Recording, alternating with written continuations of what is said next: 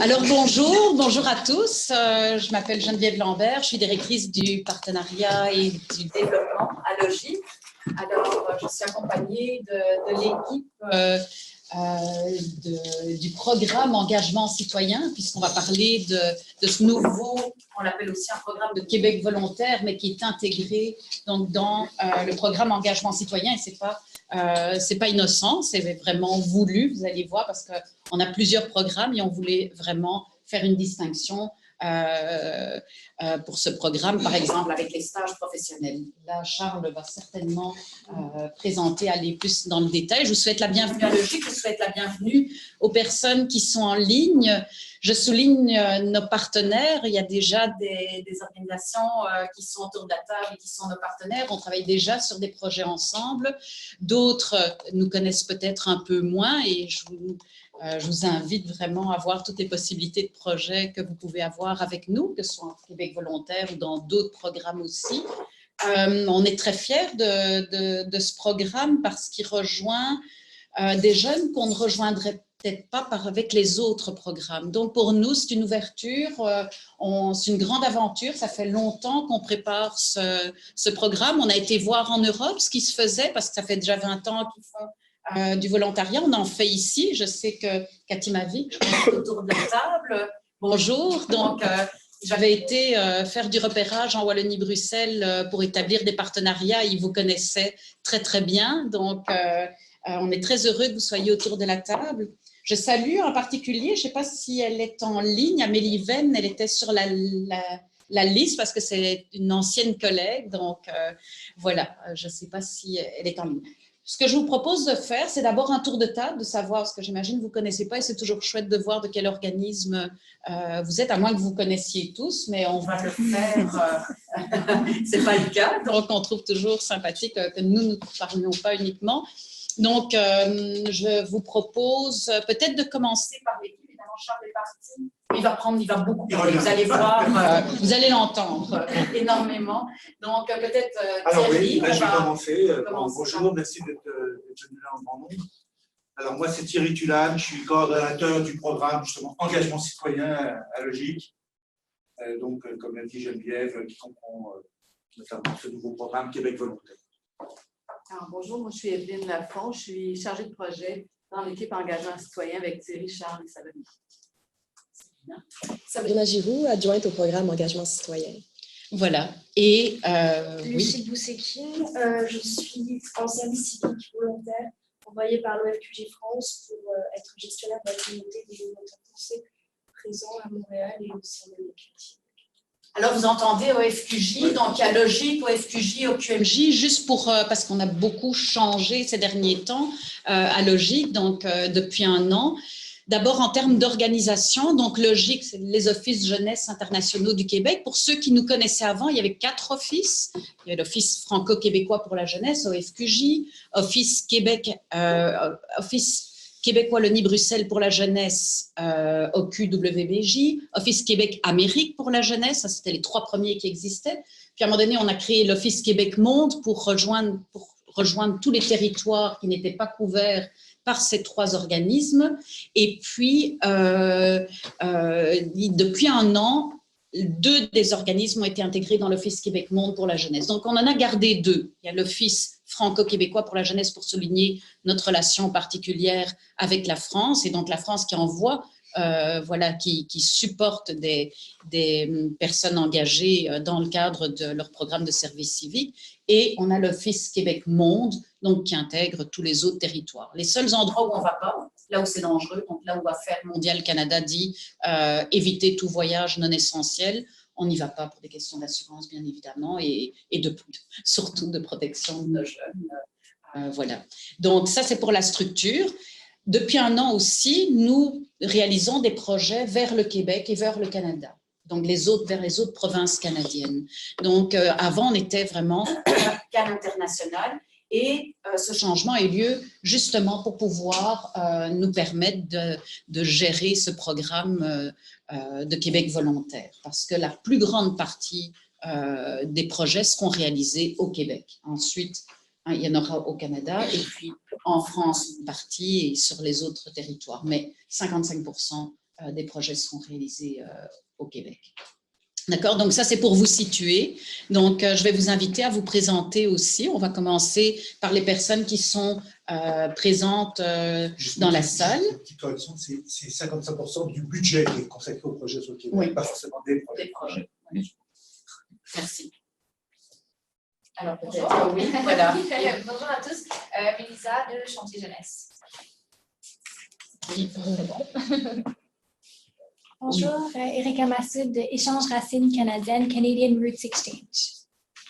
Bonjour tout le monde, Martín Portocarrero de l'ACOSI, l'Association québécoise des organismes de coopération internationale.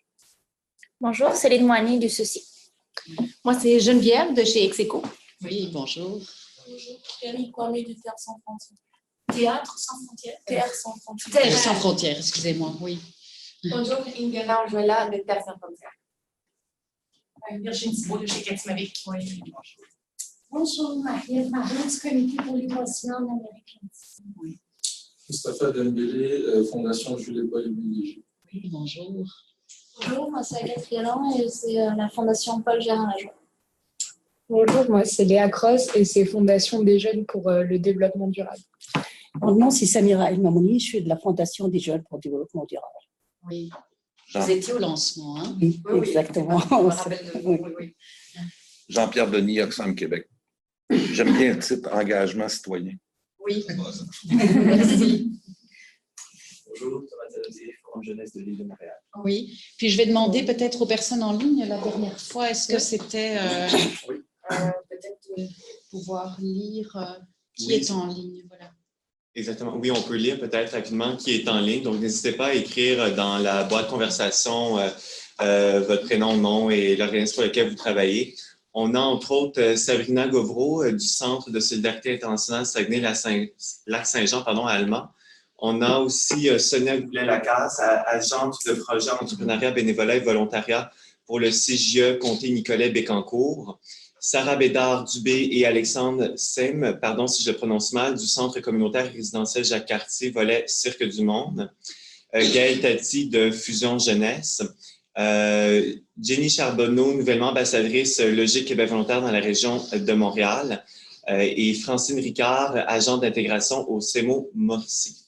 Alors, merci d'être en ligne. N'hésitez pas à nous écrire. Sabrina est très attentive et nous donne des coups de coude quand il y a des questions. Donc, Charles on a fait les présentations de l'équipe. Donc, c'est Charles qui a pas mal guidé avec toute son équipe donc, ce programme, le développement de ce programme. Donc, je vais lui laisser la parole. Moi, je dois m'absenter. J'avais une autre réunion à 10h, mais je vais revenir. Et puis, je serai très heureuse de parler avec vous à la fin de la réunion aussi. Parce qu'on reste toujours, c'est là que tout se passe. Alors voilà, donc je te laisse la parole, Charles. Merci beaucoup. Merci.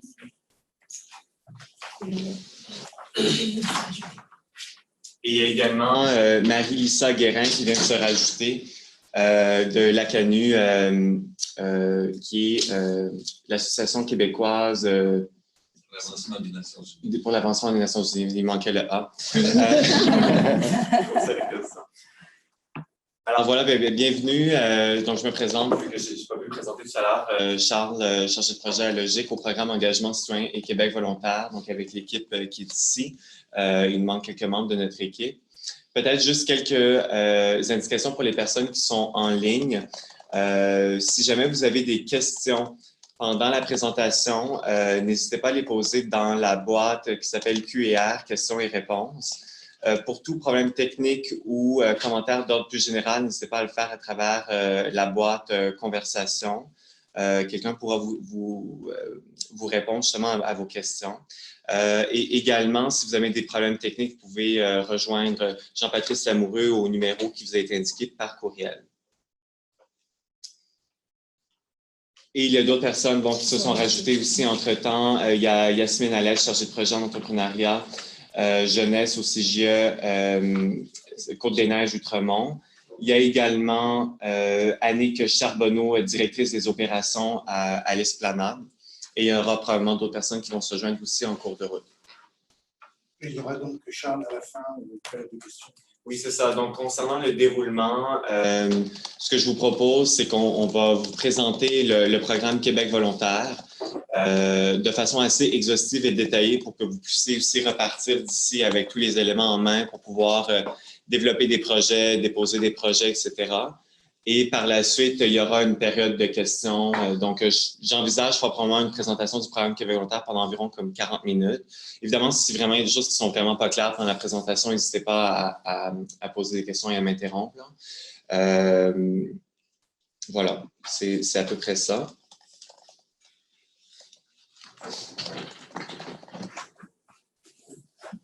Donc, on peut peut-être commencer simplement aussi dire que la présentation est enregistrée et par la suite, je ferai un suivi auprès de vous pour vous transmettre l'enregistrement audio de la présentation, mais aussi plusieurs outils pratiques liés à Québec volontaire qui vont vous permettre d'aller plus loin aussi par rapport au programme.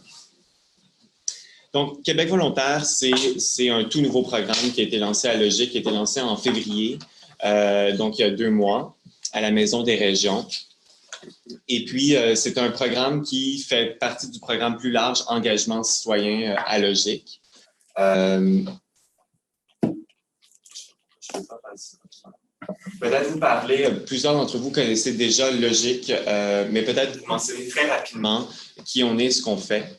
Donc, Logique, les Offices jeunesse internationaux du Québec a pour mandat de favoriser le développement professionnel, mais aussi personnel des jeunes de 18 à 35 ans en les appuyant dans des projets qui impliquent un déplacement au Québec, au Canada ou à l'international. Et c'est pas pour rien qu'on s'appelle Logique. Le I, c'est pour international. Avant, quand je dis avant, c'est il y a plus d'1 an, on appuyait juste des jeunes qui allaient réaliser des projets à l'international. Et là, depuis 1 an, il y a une nouvelle loi qui a été adoptée et qui nous permet justement d'appuyer des jeunes pour qu'ils réalisent des projets au Québec et au Canada. Et ça, c'est vraiment tout récent. Sinon, nos 5 programmes ont pour objectif, je n'irai pas dans les détails des programmes, là, mais chaque programme vise différents jeunes, différents profils. Mobilité étudiante, évidemment, pour des étudiants qui souhaitent effectuer des séjours d'études ou des stages. Il y a développement de carrière qui s'adresse plutôt aux artistes, aux professionnels qui souhaitent réaliser, ça peut être des tournées artistiques, ça peut prendre vraiment différentes formes, participer à des événements. La participation à des événements, c'est un classique aussi à travers tous nos programmes, c'est quelque chose qui revient assez fréquemment. Entrepreneuriat, donc pour des entrepreneurs, ça peut être pour des jeunes qui n'ont pas encore d'entreprise, qui ne sont pas encore à la tête d'une entreprise, mais qui sont à l'étape de s'initier à l'entrepreneuriat. Ils peuvent avoir un plan d'affaires ou non, jusqu'à des entreprises qui sont littéralement en import-export. Donc, ça varie vraiment, il y a vraiment un large éventail. Dans chaque programme, il y a différents volets. Il y a l'insertion socio-professionnelle qui, en gros, on appuie des jeunes très souvent en collaboration avec des organismes qui œuvrent en insertion sous forme de chantier de groupe. Donc, ça peut être des carrefours jeunesse-emploi, mais aussi d'autres types d'organismes pour des projets d'environ 3 semaines. Et finalement, engagement citoyen, qui est donc le programme dans lequel s'inscrit Québec volontaire. Dans Engagement citoyen, simplement mentionner rapidement que outre Québec volontaire, il y a un volet qui s'appelle Action citoyenne. Et dans ce volet-là, on appuie des jeunes de 18 à 35 ans pour participer à des projets généralement plutôt de court terme, généralement sous forme de participation à des événements sur des thématiques comme la lutte au changement climatique, droits de la personne, etc., etc. Très souvent, ça prend cette forme-là. Il n'y a pas uniquement ça, mais c'est, je vous dirais, 90% des cas pour le volet Action citoyenne. Peut-être aussi vous mentionnez la Fondation Logique, mais ça, je vais peut-être en fait y revenir tout à l'heure. Et simplement dire aussi que Logique, bon, j'ai oublié de mentionner, mais c'est un organisme qui est gouvernemental, qui relève du ministère des Relations internationales et de la francophonie. Et on est financé par ce ministère et par le secrétariat à la jeunesse principalement. Il y a d'autres bailleurs, mais c'est principalement par ces 2 ministères.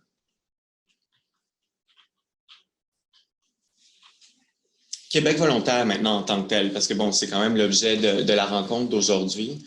Québec volontaire, c'est un programme qui est financé à hauteur de 10 millions de dollars sur 5 ans, entre 2019 et 2024. En fait, plus exactement, le financement du secrétariat à la jeunesse est de 7,8 millions.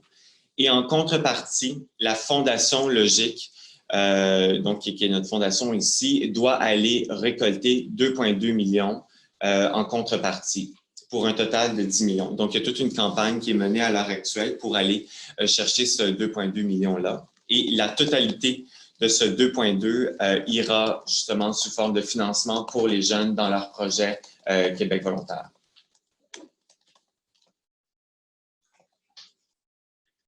L'objectif, c'est d'appuyer 3 000 volontaires en 5 ans, donc sur la période 2019-2024, c'est-à-dire en moyenne 600 volontaires par année.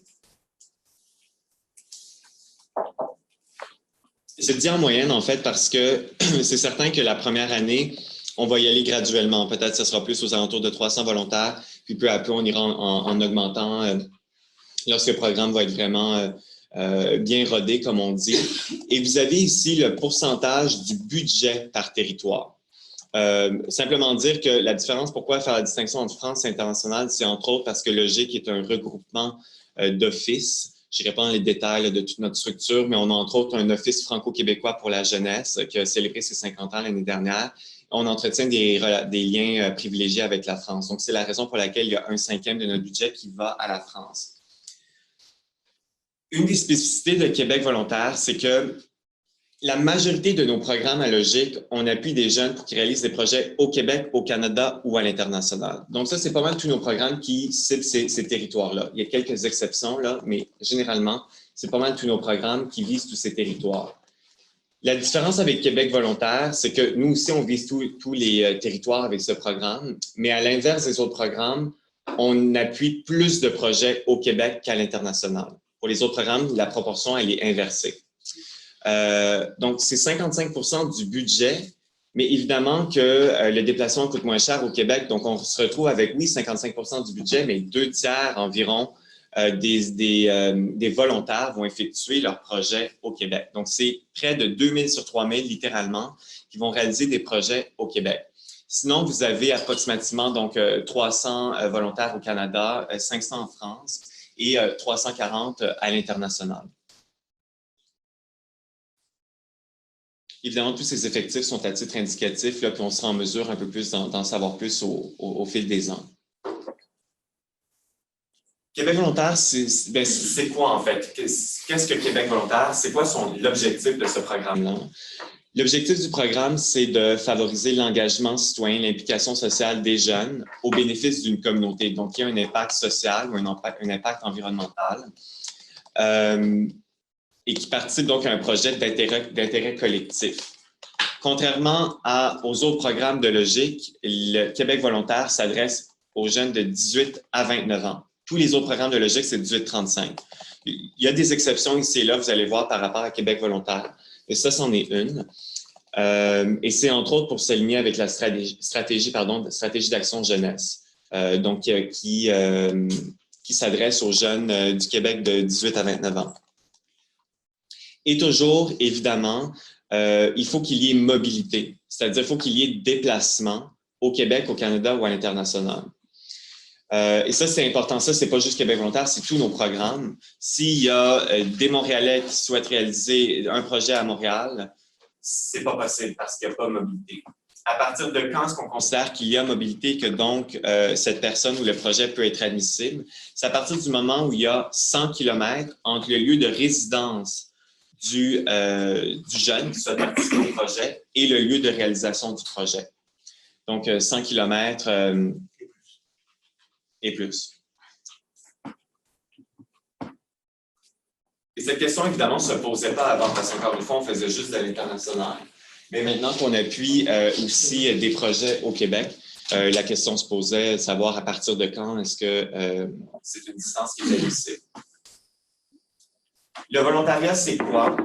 Pour plusieurs autour de la table, c'est déjà une notion qui est bien comprise. Pour la population au Québec, en général, c'est une notion qui est beaucoup moins comprise ou qui est comprise de façon très différente. Et ça, on le remarque, de toute façon, le volontariat change vraiment en fonction de l'organisme, du programme, du pays. Les définitions varient. De façon générale, ce qui revient, qu'on pourrait certainement rajouter d'autres caractéristiques, c'est un engagement qui est citoyen et qui est pour une durée définie. Il y a une date de début et une date de fin. Très souvent, c'est formalisé sous forme de contrat. Il y a une entente qui est signée entre l'organisme qui accueille, l'organisme d'envoi généralement aussi et le jeune. Donc, ce n'est pas comme le bénévolat où est-ce que c'est une forme qui est beaucoup plus informelle. Ça s'inscrit dans un cadre donc plus formel. Il y a une participation à un projet qui est au bénéfice d'une communauté. Donc ça, c'est important. Et la communauté, c'est un terme qui est très large en soi et qui mériterait d'être défini, mais ça varie. L'échelle peut varier. Ça peut être un groupe précis. Par exemple, cibler des personnes en situation d'handicap dans tel quartier. Donc, ça peut être très précis, comme ça peut être de façon beaucoup plus large. Et c'est une implication qui est généralement indemnisée. Soit il peut y avoir la remise d'un per diem, parfois il n'y a pas de remise de per diem, mais il va y avoir une autre forme de soutien ou de service qui va être offert en échange justement de l'engagement du jeune. Ou des moins jeunes, en fait, le volontariat ne vise pas que les jeunes. Il permet le développement personnel. Et ça, on utilise nous souvent le terme développement personnel parce que plutôt que le développement professionnel ou développement académique. Puis ça, je vais y revenir un peu tout à l'heure, mais c'est entre autres pour faire la distinction entre volontariat, stage et emploi. Le volontariat, en fait, ne doit pas se substituer, le volontaire ne doit pas se substituer à un stagiaire ou à un employé. Il ne doit pas être nécessaire au fonctionnement habituel d'un organisme. Je vais revenir aussi sur d'autres notions qui le distinguent par rapport au stage tout à l'heure, mais ça, c'est quelque chose qui est important de bien établir cette distinction. Et on n'est pas dans une logique de développement professionnel autant qu'on peut l'être dans un stage. On est conscient qu'à travers une expérience de volontariat, on peut développer des aptitudes, des compétences qui pourront ensuite être valorisées sur le CV et servir justement dans son emploi. Mais l'objectif du programme en tant que tel, l'objectif premier, c'est d'abord et avant tout pour nous de favoriser l'engagement citoyen, tout en étant conscient qu'il y a d'autres retombées, encore une fois. Mais contrairement par exemple, des programmes ou des projets d'insertion socio-professionnelle qui se veulent d'emblée comme ayant pour objectif premier explicite le retour aux études et au travail, ce n'est pas de cette façon qu'a été conçu Québec volontaire. Et ce à quoi fait référence généralement la notion de volontariat, même si encore une fois, très souvent, il peut y avoir des liens entre volontariat et insertion socio-professionnelle. C'est tout un défi, en fait, de définir le volontariat, parce qu'encore une fois, ça change beaucoup. Même, on peut le voir du côté anglophone au Canada, lorsqu'on parle de volunteer ou volunteering, il n'y a plus cette distinction de volontariat et bénévolat. Et très souvent, on voit qu'il y a beaucoup d'organismes, de programmes, et nous aussi, en fait, on y allait comme ça au début, qui définissent le volontariat parce que ce n'est pas, et pas tant parce que ce n'est pas un stage, ce n'est pas un emploi, ce n'est pas du bénévolat. Au final, on se demande, d'accord, donc c'est quoi? Donc, il y a tout un travail à faire aussi dans la définition du volontariat. Il y a d'ailleurs toute une réflexion qui se fait à ce niveau-là de façon plus large, au-delà de logique, là, à l'échelle du Québec, sur la notion de bénévolat et des notions qui y sont rattachées. Des exemples de projets, peut-être quelques exemples ici et là, mais ça peut prendre vraiment beaucoup d'autres formes. Ça peut être, par exemple, de monter des activités sociales pour briser l'isolement des personnes âgées. Ça peut être d'animer des ateliers pour lutter contre l'intimidation auprès des adolescents, de mettre sur pied un jardin communautaire pour sensibiliser à la consommation locale et responsable, ou encore de récolter des données sur le terrain pour protéger des animaux en voie d'extinction. Il y en a là-dedans, ça peut être des projets un peu classiques. Il peut y avoir toutes sortes d'autres projets qui peuvent être initiés dans le cadre de Québec volontaire, mais c'est juste pour vous donner un peu une idée. Et je vais revenir tout à l'heure, évidemment, sur qu'est-ce qui rend un projet admissible, c'est quoi les critères d'admissibilité des projets en tant que tels.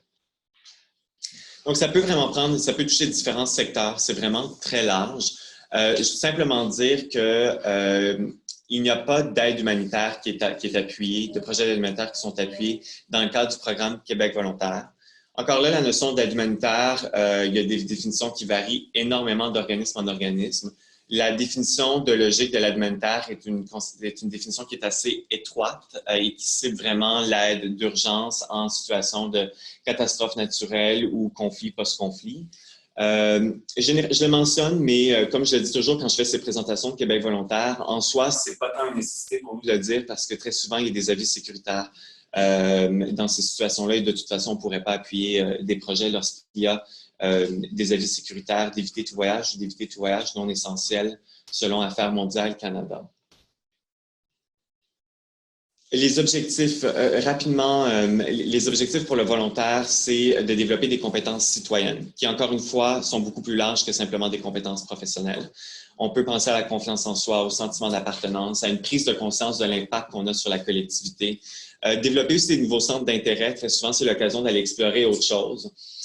Pour la société, ça permet aussi aux jeunes de s'impliquer dans la construction d'une société qui est basée sur des valeurs de solidarité, d'équité, etc. Ça permet aussi de découvrir d'autres régions,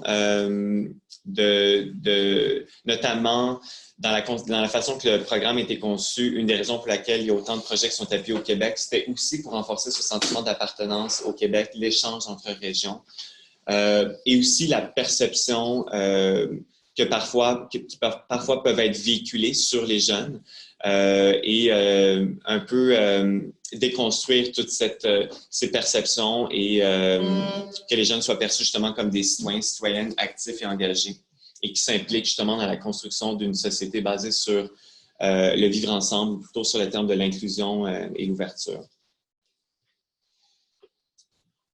Pour l'instant, je vous ai parlé un peu de façon générale, c'est quoi les objectifs du programme, c'est quoi le volontariat, etc. Là, on rentre un peu plus dans le noyau du programme. Donc, au niveau, tout d'abord, de l'admissibilité des volontaires. Ensuite, je parlerai de l'admissibilité des organismes. Et puis ensuite, je parlerai de l'admissibilité des projets. Concernant les volontaires, l'âge, c'est 18-29 ans. Donc, ça, c'est, comme je dis, une exception par rapport à nos autres programmes qui sont 18 à 35 ans. Sinon, tous les autres critères que vous voyez à l'écran, c'est des critères d'admissibilité généraux à logique, tout programme confondu. Il faut être citoyen canadien ou résident permanent, domicilié au Québec, une carte RAMQ valide, habiter au Québec depuis au moins 1 an si le projet est réalisé à l'international, ce qui sous-entend que si c'est au Québec, au Canada, ce n'est pas nécessaire. Il faut adhérer aussi à la Fondation Logique, c'est 25 $ pour adhérer à notre fondation pour pouvoir bénéficier de notre soutien financier. Vous verrez à l'écran que j'écris que c'est une participation maximale de 2 fois. Mais en fait, c'est un oubli de ma part. J'ai oublié de le changer. C'est depuis la semaine dernière, en fait. C'est un programme qui va toujours être en évolution. On permet 3 participations à Québec volontaire. 2 au Québec et 1 au Canada ou à l'international.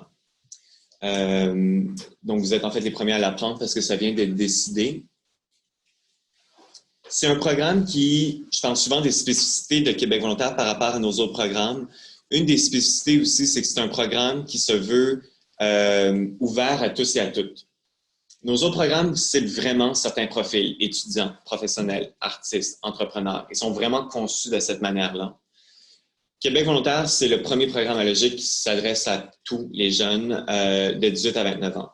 Et il y a plusieurs choses qui ont été mises sur pied pour assurer le plus possible cette accessibilité, notamment le fait que le CV est non requis. Il n'y a aucune expérience ou formation qui est requise. Et la motivation est donc le facteur clé. Concrètement, qu'est-ce que ça veut dire? Concrètement, ce que ça veut dire que ce n'est pas nécessairement des jeunes qui n'ont pas d'expérience ou de formation qui vont participer à des projets de volontariat. Ce que ça sous-entend, c'est que la façon que les projets de volontariat doivent être conçus, le mandat qui est confié aux volontaires, doit être construit d'une façon telle qu'il ne nécessite pas de formation ou d'expérience particulière. Je vais donner un exemple. C'est un exemple que je reprends souvent. Si, par exemple, on a une jeune qui a étudié maîtrise, aménagement paysager, on va dire à l'UDM, à l'Université de Montréal, qu'elle souhaite participer à un projet de volontariat. En soi, il n'y a rien qui l'en empêche. Elle est admissible. Si elle a 18 à 29 ans et qu'elle répond aux critères d'admissibilité qui apparaissent à l'écran. Mais si elle souhaite déposer un projet de volontariat qui consiste à vraiment concevoir tous les plans de ce jardin communautaire avec des logiciels ultra spécialisés comme AutoCAD, etc., là, ça ne serait pas admissible. Si elle est considérée comme chargée de projet, de mise sur pied de tout ce jardin, etc., parce que clairement, le projet qu'elle nous propose, le mandat qu'elle nous propose, nécessite une formation et une expérience. Et on voit clairement que sans les diplômes et l'expérience qu'elle avait, elle n'aurait pas pu réaliser ce mandat. Si elle souhaitait proposer un projet, il faudrait que ce soit un projet qui ne nécessite pas cette expérience. Autrement dit, ce que ça veut dire, c'est qu'on est plus dans un volontariat d'initiation, de s'initier à l'engagement citoyen, etc., ou à une expérience de volontariat, que vraiment un volontariat de compétences, c'est-à-dire de mettre à profit son expérience professionnelle au service justement d'un projet de volontariat. Comme on peut le voir avec, par exemple, certains coopérants volontaires qui partent avec différentes ONG. Donc, un genre de projet qui aurait pu être admissible, ça aurait été plus, par exemple, d'appuyer à l'entretien de ce jardin communautaire, de peut-être organiser quelques activités entourant ce jardin pour en faire la promotion dans les quartiers avoisinants, etc. C'est le type de projet qui aurait plutôt plus de chances d'être admissible donc, dans le cadre de Québec volontaire. Vous voyez une note en bas à droite, comme quoi les accompagnateurs peuvent être admissibles à notre soutien financier pour le transport. Simplement dire ici que les accompagnateurs sont admissibles seulement lorsqu'il s'agit de projets avec des jeunes qui sont très éloignés du marché du travail, donc qui connaissent différentes contraintes financières ou autres. Ce qu'il faut rajouter, c'est que peut-être qu'on va le dire plus tard, mais que les projets de volontariat peuvent s'adresser à des individus ou à des groupes jusqu'à 12 maximum. C'est pour ça qu'on parle d'accompagnateurs. Les accompagnateurs sont reliés à des groupes, non pas des individus. On ne va pas mettre un accompagnateur pour un individu. Exactement. Il y a Yasmine Alès d'un CJE qui me pose la question en ligne. Pour l'adhésion de 25 $, cela pourrait être un frein pour les jeunes de payer ses frais. C'est vrai. Et encore une fois, comme on disait, pour le programme de Québec volontaire, notamment, le principe d'accessibilité est d'autant plus important. Excusez-moi. Et tout ça pour dire que le 25 $, il y a des cas de figure où il est exempté. Mais c'est vraiment exceptionnel lorsqu'il s'agit vraiment de projets où les jeunes sont très éloignés. Mais encore une fois, généralement, lorsqu'il est exempté pour le jeune, l'organisme doit le payer pour le jeune en question. Donc, ça, c'est à prévoir lors de votre montage financier.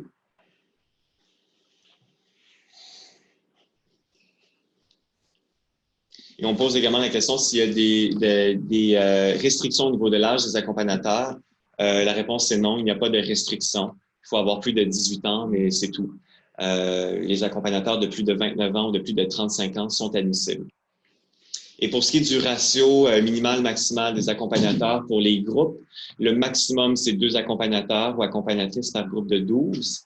Donc, le maximum, le nombre de volontaires maximal pour les groupes, c'est 12 volontaires.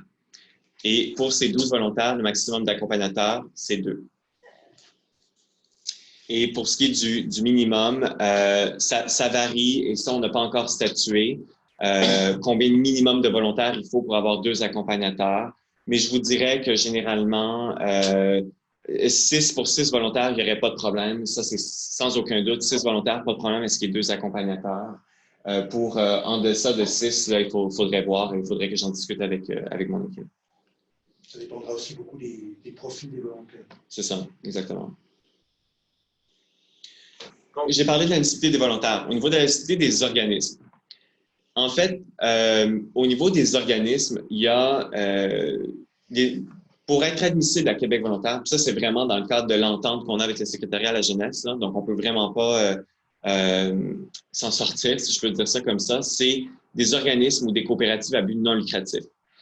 Si c'est des entreprises ou des organismes publics et parapublics qui souhaitent déposer des projets, ce n'est pas admissible à Québec volontaire. Il y a 2 raisons. Pour ce qui est des entreprises ou des organismes à but lucratif, c'est en soi parce qu'on considère que cette logique lucrative, la logique de profitabilité, cadre peut-être un peu moins avec l'essence même du programme, qui est d'engagement citoyen, bénéfice d'une communauté, etc. Et pour ce qui est du public parapublic, c'est entre autres pour éviter notamment les dérapages qu'il peut y avoir avec du fonctionnariat caché, notamment. Il n'y a pas que ces raisons, mais je vous mentionne un peu rapidement. Maintenant, vous voyez aussi à l'écran la différence entre organisme d'envoi et d'accueil.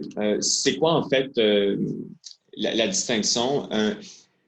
Pour un projet qui nous est déposé, il n'y a pas nécessairement d'organisme d'envoi, mais il y a nécessairement un organisme d'accueil. Et je m'explique. Les projets peuvent nous venir de 3 manières. J'allais y venir un peu plus tard, mais je pense que ça vaut la peine peut-être de l'expliquer dès maintenant. Les projets peuvent être déposés par des jeunes en soi, donc évidemment des jeunes de 18 à 29 ans, etc. Mais nécessairement, lorsqu'il dépose le projet, ce jeune en question, il doit nécessairement déjà avoir identifié l'organisme d'accueil. C'est pas que, par exemple, il peut nous dire « Ah, logique, j'ai une idée de projet, pouvez-vous me trouver un organisme d'accueil? » On peut peut-être recommander des organismes, mais c'est à lui aussi de déjà déposer son projet avec l'organisme d'accueil parce qu'on considère que de toute façon, la construction de ce projet-là doit se faire en co-construction, en fait, en étroite collaboration avec l'organisme d'accueil de toute façon. Ça, c'est un premier cas de figure, le jeune dépose son projet. Le deuxième cas de figure, c'est un organisme d'accueil dépose un projet. Ça peut être donc un organisme au Québec, au Canada ou à l'international qui nous dit « Bonjour, logique, je souhaite accueillir un ou plusieurs volontaires. » Donc ça, c'est quelque chose qui est possible, un organisme qui souhaite accueillir. Et il n'a pas besoin de nous dire « Ah, j'ai déjà un partenaire au Québec. » On va dire par exemple un organisme en France. Il n'a pas besoin de nous dire « J'ai déjà un partenaire québécois. » Il peut déposer d'emblée son projet de volontariat. S'il n'a pas de partenaire au Québec, c'est-à-dire qu'il agit comme organisme d'envoi, très souvent, ces organismes vont nous demander, nous, de les appuyer dans la recherche de volontaires. Et à ce moment-là, on lance un appel de candidature. Et finalement, des organismes d'envoi qui, eux, nécessairement doivent être basés au Québec. C'est des organismes qui souhaitent envoyer donc des volontaires. Ça fait un peu bizarre le terme envoyer, mais bon, c'est souvent utilisé. Qui vont envoyer donc des volontaires pour participer à un projet. Et à ce moment-là, encore une fois, le même principe que le jeune s'applique, c'est-à-dire que l'organisme d'envoi doit déjà avoir identifié son organisme d'accueil, etc. Donc, un exemple, un organisme d'envoi, donc un organisme ici qui est en lien avec un autre organisme en France, l'organisme ici serait considéré organisme d'envoi et l'organisme en France où va se réaliser le projet est considéré organisme d'accueil. Donc, vous voyez que dans tous les cas de figure, il y a toujours un organisme d'accueil. L'organisme d'accueil est toujours là. Jamais il va y avoir un projet de volontariat où il n'y a pas d'organisme qui accueille les volontaires. On n'acceptera pas des projets du style là, je souhaite aller un peu dans les bourses, faire telle chose, je ne suis pas vraiment en lien avec des organismes, ce genre de projet ne serait pas admissible.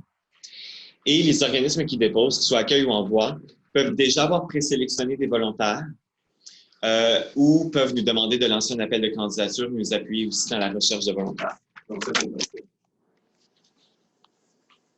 Et justement, à travers ces appels de candidature qu'on lance, ça permet à des jeunes qui peut-être n'auraient pas déjà des projets de participer à des projets qui sont initiés par Logique et des partenaires.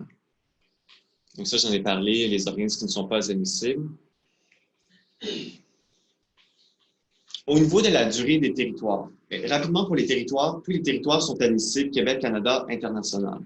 Sauf là où il y a des admissibilités de la Femme mondiale Canada, que je disais tout à l'heure, d'éviter tout voyage en essentiel.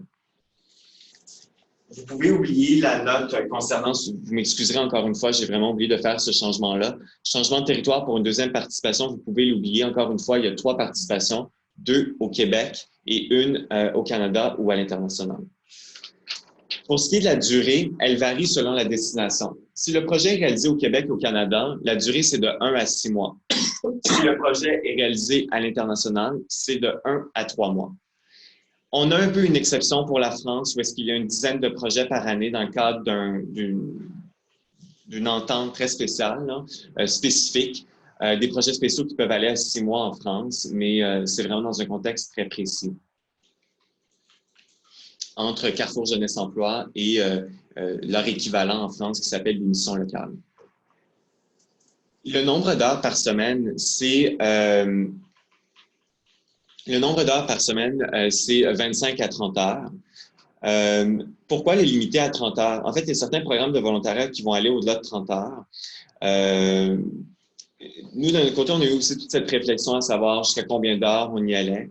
On a décidé de limiter le nombre d'heures au projet de volontariat en soi, c'est-à-dire aux tâches qui se rattachent au mandat, à 30 heures. Pourquoi? Parce que pour clairement envoyer comme message aux organismes qu'il ne s'agit pas d'un emploi ou d'un stage. Et de faire, encore une fois, peut-être frapper encore davantage sur le clou des distinctions entre stage, emploi et volontariat.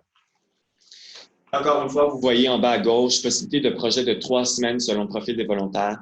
C'est toujours, encore une fois, ce fameux principe de l'accessibilité. Et je vois les 2 questions de Rodrigue et de Sonia en ligne et je vous reviens tout de suite. Les projets de 3 semaines, c'est pour des jeunes qui sont accompagnés très souvent d'organismes d'envoi qui les accompagnent. C'est des projets donc de 3 semaines pour des jeunes qui sont très éloignés du marché du travail, qui éprouvent donc des contraintes financières ou autres, comme je vous le disais tout à l'heure. Un exemple, là, il y a un projet qui va bientôt nous être déposé par un Carrefour Jeunesse Emploi. C'est des jeunes qui sont très éloignés du marché du travail et qui connaissent différents types de difficultés. Et ça va être un groupe, je pense, de 8 volontaires qui vont partir en Belgique. Ils vont être accompagnés de 2 accompagnatrices. Donc, autrement dit, les seuls cas de figure où on peut déroger à la durée minimale d'1 mois et y aller avec des projets de 3 semaines, c'est s'il s'agit de jeunes très éloignés qui généralement nécessitent au moins un accompagnateur, voire 2. Et puis voilà. Et c'est ça. Donc, la question, une des questions, c'est de la part de Sonia Goulet-Lacasse. Est-ce que pour ces jeunes très éloignés, il y aurait éventuellement la possibilité de faire 1 ou 2 semaines seulement? La réponse, c'est non. En fait, malheureusement, la durée minimale des projets est vraiment de 3 semaines. Et lorsqu'on parle de la durée des projets, parce que cette question nous est souvent posée, qu'est-ce qu'on inclut dans cette durée? C'est vraiment le moment de départ puis le moment de retour. La durée de la formation avant ou du suivi au retour ne sont pas pris en compte dans le calcul de la durée. Donc, si par exemple, les jeunes partent en Belgique juste 2 semaines, mais qu'ils ont 1 semaine de formation avant, ce n'est pas inutile, il faut qu'ils partent au moins 3 semaines en Belgique pour que le projet respecte donc cette fameuse durée de 3 semaines dont je parlais. J'ai aussi une question de la part de Rodrigue qui nous demande « L'organisme d'envoi peut-il aussi être un organisme d'accueil? » Oui, c'est une bonne question. En fait, c'est les seuls cas où, en fait, selon le projet, parfois un organisme peut être un organisme d'envoi, parfois il peut être un organisme d'accueil. Donc, parfois, peut-être un organisme souhaite accueillir des volontaires dans sa structure pour un projet qu'il a monté. Parfois, il souhaite envoyer des volontaires. Donc, ça peut varier selon les projets. Ça, c'est une première chose. Est-ce qu'en simultané, il pourrait être accueil et envoi? Le seul cas de figure où il peut être accueil ou envoi, c'est lorsqu'on a des échanges entre 2 organismes. Très souvent, je reprends l'exemple des Carrefour Jeunesse Emploi parce que ça arrive souvent qu'il y ait des échanges entre CJA, Carrefour Jeunesse Emploi. C'est d'ailleurs le cas en ce moment d'un projet que nous avons entre le CJA des Bleuets, Saguenay-Lac-Saint-Jean et le CJA des Îles-de-la-Madeleine. Pendant la même période, ils s'échangent, si je peux dire ça comme ça, des volontaires. Donc, le CJA des Îles envoie 5 volontaires au CJA des Bleuets et le CJA des Bleuets envoie 5 volontaires au CJA des Îles. Et pendant cette période, on pourrait dire que chacun des CJA est en quelque sorte à la fois accueil et envoi. Donc, j'espère que ça répond à la question de Rodrigue en ligne. Et plus spécifiquement, dans le cas de projets réciproques, finalement. Même si ce n'est pas aux mêmes dates. C'est ça. Et même si ce n'est pas aux mêmes dates, des fois, les mandats peuvent varier, ce n'est pas aux mêmes dates. Des fois, ce n'est pas exactement le même nombre de volontaires, ça peut varier. Mais, puis ce n'est pas nécessairement des Carrefour Jeunesse Emploi, d'ailleurs, dit en passant, là, mais il peut y avoir, et ça, on l'encourage d'ailleurs, nous. Il faut savoir que ces projets doivent être déposés, c'est 2 projets distincts. Lorsqu'il s'agit de projets d'échange, ce n'est pas un seul projet qui est déposé à la logique, c'est 2, parce qu'il s'agit de 2 destinations différentes. Les volontaires qui s'en vont aux îles ou qui s'en vont au Saguenay-Lac-Saint-Jean ne sont pas au même endroit, donc on considère ça, nous, comme 2 projets. Au niveau de la durée, 25-30 heures, il est aussi possible que la structure d'accueil puisse se dire, en dehors du mandat de volontariat, je vais faire bénéficier mon jeune de quelques activités citoyennes, je vais faire participer à une conférence, à une séance de cinéma, ou à un colloque qui se passerait chez vous, un truc comme ça. Ça pourrait tout à fait rentrer dans le cadre de ces heures, dans son mandat de volontariat. C'est-à-dire toute initiative pouvant favoriser le développement de son potentiel citoyen pourrait être inclus dans le mandat du volontaire. Oui, peut-être une précision par rapport à ça. C'est quand même un maximum de 5 heures par semaine de ce type d'activités qui peuvent être admissibles sur les 25-30 heures. Et ça ne comprend pas les cours de langue.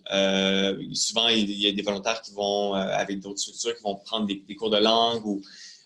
Mais généralement, on demande quand même à ce que 25 à 30 heures soient vraiment confiées au mandat. Et ce que mentionne Thierry par rapport à ces activités un petit peu parallèles, c'est quand même assez exceptionnel qu'on permet ça. Et c'est très souvent avec des jeunes qui sont plus éloignés du marché du travail.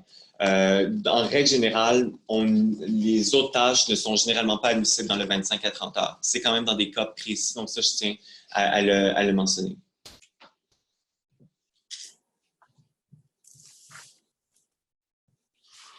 Maintenant, j'ai parlé de l'admissibilité des volontaires, de l'admissibilité des organismes, et là, je vais parler de l'admissibilité des projets. Comme je dis toujours, ça, là, on est vraiment dans le cœur du programme. Qu'est-ce qui fait qu'un projet va être admissible ou non à Québec volontaire? Donc, comme je disais Thierry tout à l'heure, c'est des projets qui peuvent être individuels ou de groupe, donc jusqu'à 12 volontaires. Je vous avoue que ça va être rare qu'on va appuyer des projets de 12 volontaires. Puis, il va falloir, si jamais vous soumettez des projets avec un aussi grand nombre de volontaires, démontrer plusieurs choses, notamment démontrer qu'il n'y a pas de substitution à l'emploi, que l'organisme qui accueille a vraiment la capacité d'accueil et d'encadrement et de suivi pour un groupe aussi nombreux. Et il va falloir aussi démontrer que le projet en soi le justifie, que la nature du projet justifie un aussi grand nombre de volontaires. Bon, l'engagement citoyen, je me répète un peu, hein, mais l'objectif premier, c'est l'engagement citoyen. Ce n'est pas pour rien que ça fait partie du programme plus large d'engagement citoyen. Donc ça, c'est important lorsque vous déposez des projets dans le cadre de Québec volontaire, de toujours démontrer l'impact qu'il y a pour le jeune dans son engagement citoyen. En quoi ça va favoriser son engagement citoyen, oui, pendant le projet, mais aussi à son retour. L'intérêt collectif, donc un projet au bénéfice d'une communauté, c'est un peu le miroir, si vous voulez. C'est-à-dire que là, on a parlé en haut de l'engagement citoyen qui est donc pour le jeune. C'est l'objectif premier par rapport à d'autres objectifs qui auraient pu être de son développement professionnel ou quoi que ce soit. On est plus dans le développement personnel, dans l'engagement citoyen. Et pour ce qui est de la communauté aussi, c'est l'impact, de démontrer l'impact qu'il y a pour la communauté, s'assurer que le projet est d'intérêt collectif, qui répond à un besoin local et qui est exprimé par cette communauté locale, c'est fondamental. Donc, de démontrer l'impact social ou environnemental qu'il y a et en quoi aussi... oui, voilà, je vais m'arrêter là pour ça. Mobilité, l'essence même du mandat de logique. Donc ça, c'est ce que je disais tout à l'heure, minimum de 100 km entre lieu de résidence et lieu de réalisation du projet. C'est tous nos programmes. Et ça, je le mentionne parce que c'est vraiment, ça fait partie de notre ADN. L'accessibilité, aucune expérience professionnelle ou formation requise. Donc, c'est basé sur la motivation, donc pas, comme je disais, sur CV. Mais qu'est-ce que ça veut dire exactement de baser sur la motivation? Parce que ça peut paraître bien comme principe, mais quand vient le temps de faire la sélection, parfois, ça peut être un peu plus difficile. Ils ont quand même un formulaire de motivation qui leur est demandé d'être complété, où on leur pose un ensemble de questions sur leur parcours de vie. Et là, c'est là qu'on voit aussi à quel point les termes sont importants. Ce n'est pas le parcours académique ou parcours professionnel, mais c'est le parcours de vie de façon plus générale. On va poser des questions sur la compréhension du mandat, sur l'intérêt, etc. Donc, il y a beaucoup de choses à ce niveau-là qui sont posées, qui nous permettent d'aiguiller un peu plus quand même notre sélection. Il ne suffit pas juste de dire « Ah, ça me tente » et puis voilà, automatiquement, le volontaire est sélectionné. Et aussi, je tiens à dire que je donne aussi souvent cet exemple-là. Il faut croire que quand on a des exemples en tête, on ne se casse plus la tête pour aller en chercher d'autres. Mais ça ne veut pas dire pour autant qu'on ne peut pas demander à avoir certaines aptitudes. Donc, pas nécessairement des diplômes ou des expériences, mais je donne souvent, encore une fois, l'exemple de, si c'est par exemple d'animer des ateliers ou pour lutter contre l'intimidation par l'art, par exemple, par l'art, on ne demandera pas un diplôme ou une maîtrise en art visuel, mais on peut très bien demander d'avoir des compétences de base artistiques. Parce que ça peut être long quand même, un atelier avec des bonhommes allumettes. Donc voilà, c'est une des choses qui pourrait être demandée dans le profil recherché des volontaires. Malgré qu'on peut faire des choses intéressantes avec les bonhommes allumettes. Le contact avec le public, ça c'est important. Par exemple, pour compléter, actuellement, on lance un appel de candidature par rapport à la protection du patrimoine sur un chantier de rénovation du patrimoine en France. Et dans le profil demandé, on va souhaiter que le jeune ait quand même un intérêt pour le patrimoine historique et puis également quand même des capacités physiques, et manuelles, etc. Donc, il y a quand même parfois un minimum de choses qui sont demandées. Ouais, selon la nature du projet. Le contact avec le public, on nomme public, mais on peut nommer communauté, etc. On peut parler de projets sur le terrain, les termes varient, mais ce qui est important pour nous, c'est que les tâches administratives soient limitées. Ce que ça veut dire concrètement, c'est le moins possible derrière l'ordinateur. Et on sait qu'il y aura un moment donné ou un autre où les volontaires vont se retrouver derrière l'ordi. C'est pas ça qui rend un projet inadmissible, là, je vous rassure. Mais quand même, si on voit que le 3/4 des tâches, c'est derrière l'ordi, il y a des fortes chances qu'on vous demande de peut-être revoir un peu les tâches et le mandat pour s'assurer que les volontaires soient vraiment le plus possible en contact avec la communauté ou avec le public, etc., ou participent à un projet sur le terrain. Les tâches doivent avoir une utilité sociale et lorsqu'elles sont administratives, il faut que ce soit des tâches administratives qui soient directement liées au projet. Ça ne peut pas être des tâches administratives pour le fonctionnement général de l'organisme, comme du secrétariat ou de la comptabilité générale de l'organisme, ce genre de choses. De toute façon, les tâches que je viens de nommer très souvent vont demander une certaine expérience, compétence, etc. Et c'est des tâches justement techniques ou des tâches à responsabilité élevée. Jamais on va avoir un volontaire admissible à Québec volontaire qui sera chargé de quelque chose, chargé de projet, chargé de communication ou responsable de coordonner une équipe. Il est plutôt celui, en fait, qui est coordonné, qui est géré, si je peux dire, entre guillemets. Donc, il n'a pas d'obligation de résultat en tant que tel, contrairement à un employé ou voire un stagiaire. Donc, on voit que la logique est très différente et ça sous-entend beaucoup de choses. Ça sous-entend aussi de sensibiliser l'équipe qui va accueillir ces volontaires à c'est quoi le rôle de ce volontaire qui arrive, puis sensibiliser l'équipe sur le fait que c'est pas un stagiaire, c'est pas un employé, voilà c'est quoi, puis c'est important de l'expliquer à toute l'équipe, pas juste à la personne qui va encadrer ce volontaire. Donc ça, c'est un point important. Donc, un rôle complémentaire à celui des salariés et des stagiaires, puis il faut une personne ressource au sein de l'organisme d'accueil qui vraiment va assurer un suivi, un encadrement de ce volontaire ou de ces volontaires. D'ailleurs, lorsque je parlais tout à l'heure de pas de tâches à responsabilité élevée ou il n'est jamais chargé de projet, etc., le volontaire pourra très bien renommer son expérience de volontariat comme il le souhaite après sur son CV. Mais nous, dans la façon, les termes qu'on utilise ou quand on affiche un appel de candidature, jamais on va donner un titre à un volontaire. Contrairement à ce qu'on peut faire pour un emploi ou contrairement à ce qu'on fait pour nos offres de stage où on va écrire chargé de com ou assistant au com ou quoi que ce soit. Pour volontariat, Québec volontaire, on va parler de mandat de volontariat pour, et là on va voir vraiment l'action qui est apportée. Par exemple, pour sensibiliser à la consommation locale et responsable via la mise sur pied d'un jardin communautaire. Donc, c'est ce genre, on explique le mandat, mais très souvent, évidemment, le volontaire pourra se le réapproprier après pour son CV, parce qu'on sait qu'on vit dans un monde qui est largement fondé sur les titres. J'ai parlé des projets admissibles. Les projets qui ne sont pas admissibles maintenant, il y a beaucoup de répétitions là-dedans, donc je vais aller rapidement, mais entreprise, organisme à but lucratif, parapublic, on l'a dit, non. Tâches administratives, techniques ou responsabilités, c'est non plus. Projets récréatifs, touristiques ou linguistiques, non admissibles, mais ça, c'est pas juste pour Québec volontaire, d'ailleurs, c'est tous nos programmes. Pareil pour l'aide humanitaire, tous nos programmes, donc cette fameuse aide d'urgence en situation de catastrophe naturelle ou conflit post-conflit. Promotion partisane d'opinion publique religieuse, pas admissible. Contrat de travail, évidemment, non plus. C'est pas un stage, c'est pas un emploi. C'est pas un projet d'insertion socio-professionnelle, comme je l'ai mentionné au début, dans ce sens où il doit être conçu dans une logique d'engagement citoyen comme objectif premier, plutôt que retour aux études ou au travail. Et c'est pas des projets étudiants non plus qui s'inscrivent dans le cadre de la formation académique, parce que sinon, on les redirige vers notre programme mobilité étudiante, qui est géré à Québec. On a un bureau à Montréal et à Québec. Et notre programme de mobilité étudiante est géré à Québec. Notre soutien financier maintenant, et j'arrive bientôt vers la fin, donc on va bientôt pouvoir passer à la période de questions. Il me reste deux autres diapos après celle-ci. Le soutien financier, les deux premières lignes, c'est sans aucun doute les principaux éléments de notre soutien financier. Il y a un per diem de 350 $ par semaine qui est remis pour chaque volontaire. C'est entre autres pour les dépenses associées à l'hébergement et au repas. Il y a aussi le transport. Des fois, ça varie là, selon la destination et le moyen de transport, mais généralement, c'est un remboursement ou un montant forfaitaire. Et ça, si vous voulez en savoir plus sur, d'accord, mais là, si je m'en vais en Belgique, c'est combien? Vous pouvez aller sur notre site dans la section soutien financier et vous allez voir les montants maximum. Donc, tous nos autres programmes, non, c'est pas vrai, pas tous nos autres programmes, mais la plupart de nos autres programmes, on rembourse 65 % quand il s'agit d'un billet d'avion. Dans le cadre de Québec volontaire, c'est vraiment remboursement jusqu'à concurrence de. Donc, par exemple, je reprends l'exemple de la Belgique.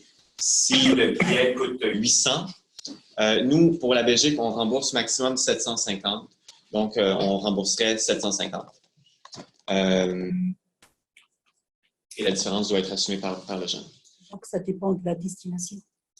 Donc, la question qui peut poser, c'est est-ce que ça dépend de la destination? Oui, le montant maximum dépend de la destination. Très souvent, pour l'Europe, ça va être aux alentours de 750. Quand aux États-Unis, c'est autre chose.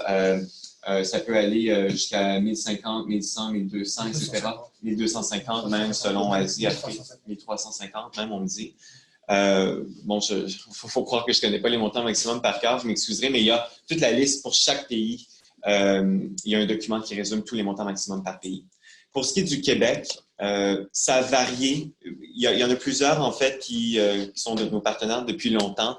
Vous allez remarquer qu'il y a quelques mois, on fonctionnait autrement pour des projets au Québec. Là, maintenant, pour les projets au Québec, notre soutien financier, c'est 36 sous du kilomètre.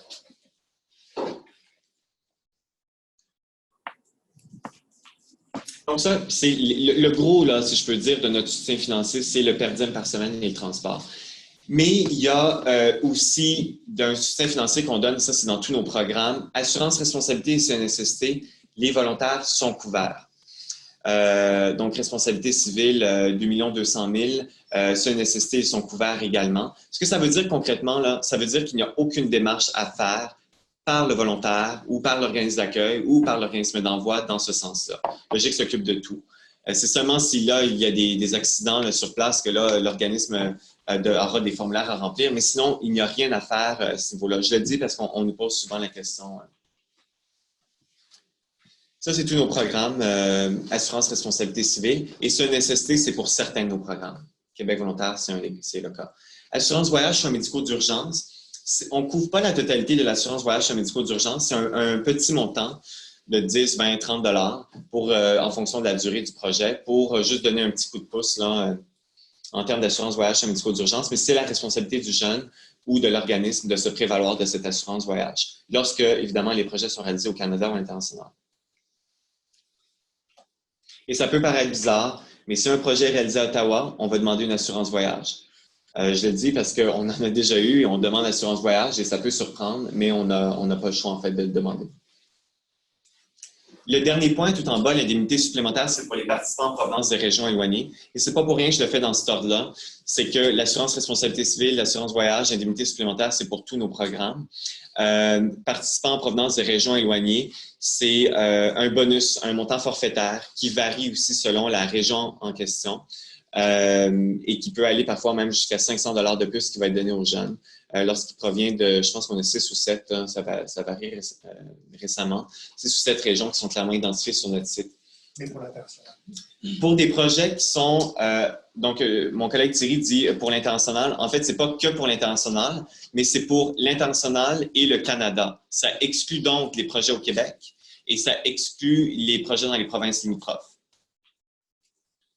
pour bénéficier de cette indemnité supplémentaire. Il y a une question. Pour le nord du Québec, en fait, oui. Quand même assez éloigné. Je veux dire, les billets d'avion, le transport est vraiment plus dispendieux là, si on parle du nord québécois.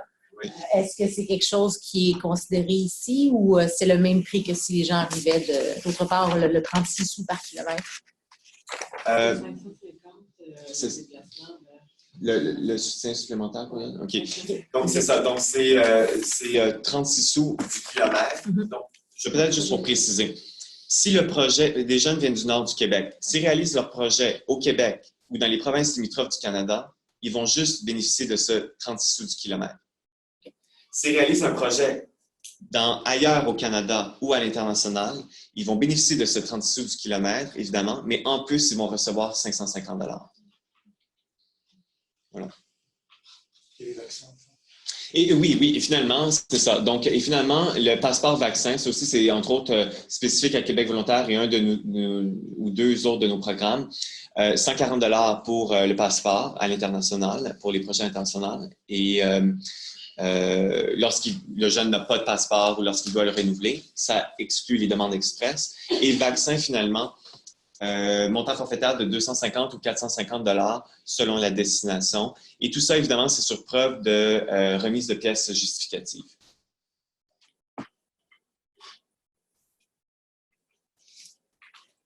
Au-delà de notre soutien financier, on est actuellement à développer plusieurs outils pour renforcer l'accompagnement des volontaires dans le cadre de Québec volontaire. Il y a certains outils ici que vous voyez, que vous voyez à l'écran qui sont déjà développés.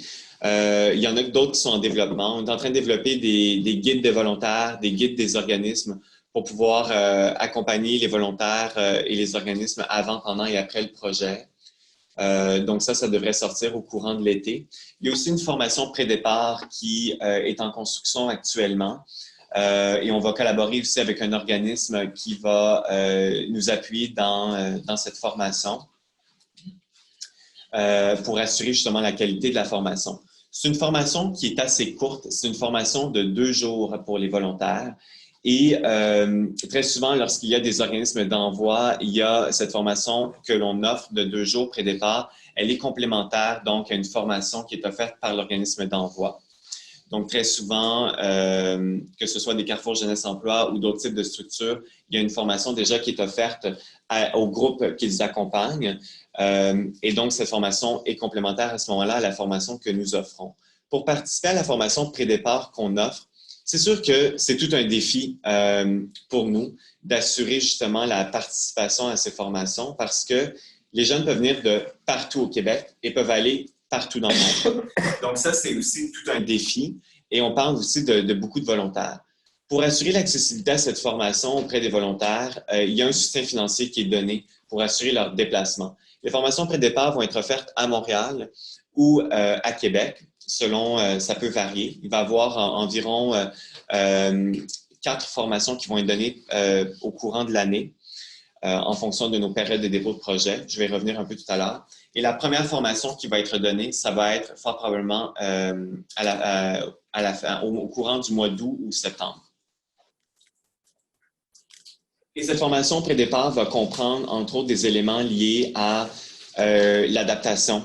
Différentes aptitudes, en fait, qui sont nécessaires lorsqu'on participe à un projet de mobilité, pas juste un projet de volontariat d'ailleurs, mais l'adaptation, la communication non violente, etc., résolution de conflits. Ça va comprendre aussi des éléments liés à la santé et la sécurité. Comprendre aussi des éléments liés à l'engagement citoyen et une réflexion sur le pourquoi de notre engagement citoyen, le pourquoi de notre participation au volontariat, à une expérience de volontariat. Aussi, quoi en faire de tout ce qu'on va acquérir, quoi en faire au retour. Il y aura aussi certains ateliers, toujours le participatif ludique, qui vont permettre aussi de pouvoir pousser la réflexion plus loin sur des enjeux très, très spécifiques, etc., etc. Tout ça, de toute façon, on va vous partager l'information lorsque tout ça va être consolidé, mais ça avance très bien à ce niveau-là. Donc, on pose des questions en ligne rapidement. La formation pré-départ a-t-elle des frais? Il n'y a pas de frais à la formation. On va prendre en charge l'hébergement, le transport à hauteur de 36 sous par kilomètre et aussi les repas, soit on va les fournir ou on va remettre un per diem. Donc, au niveau de la formation pré-départ, il n'y a pas de frais, c'est-à-dire de frais d'inscription à la formation. Pour ce qui est de la question de Rodrigue, les guides sont-ils disponibles via votre site web? Actuellement, ils ne le sont pas. Ils sont en processus de validation. Ils seront rendus publics au début de l'été.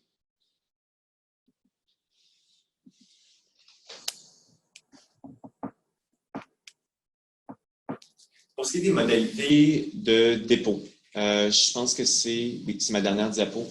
Après, on pourra passer à la période de questions. Je vais juste passer un petit peu de temps sur cette dernière diapo parce que je me doute qu'il va y avoir beaucoup de questions sur OK, mais comment est-ce qu'on fait maintenant pour participer concrètement à Québec volontaire si on le souhaite. Donc, ça, j'en ai parlé. C'est qui peut déposer un projet? C'est un jeune, mais ça peut être aussi un organisme à but non lucratif ou une coopérative non lucratif qui va agir comme organisateur, comme organisme d'envoi.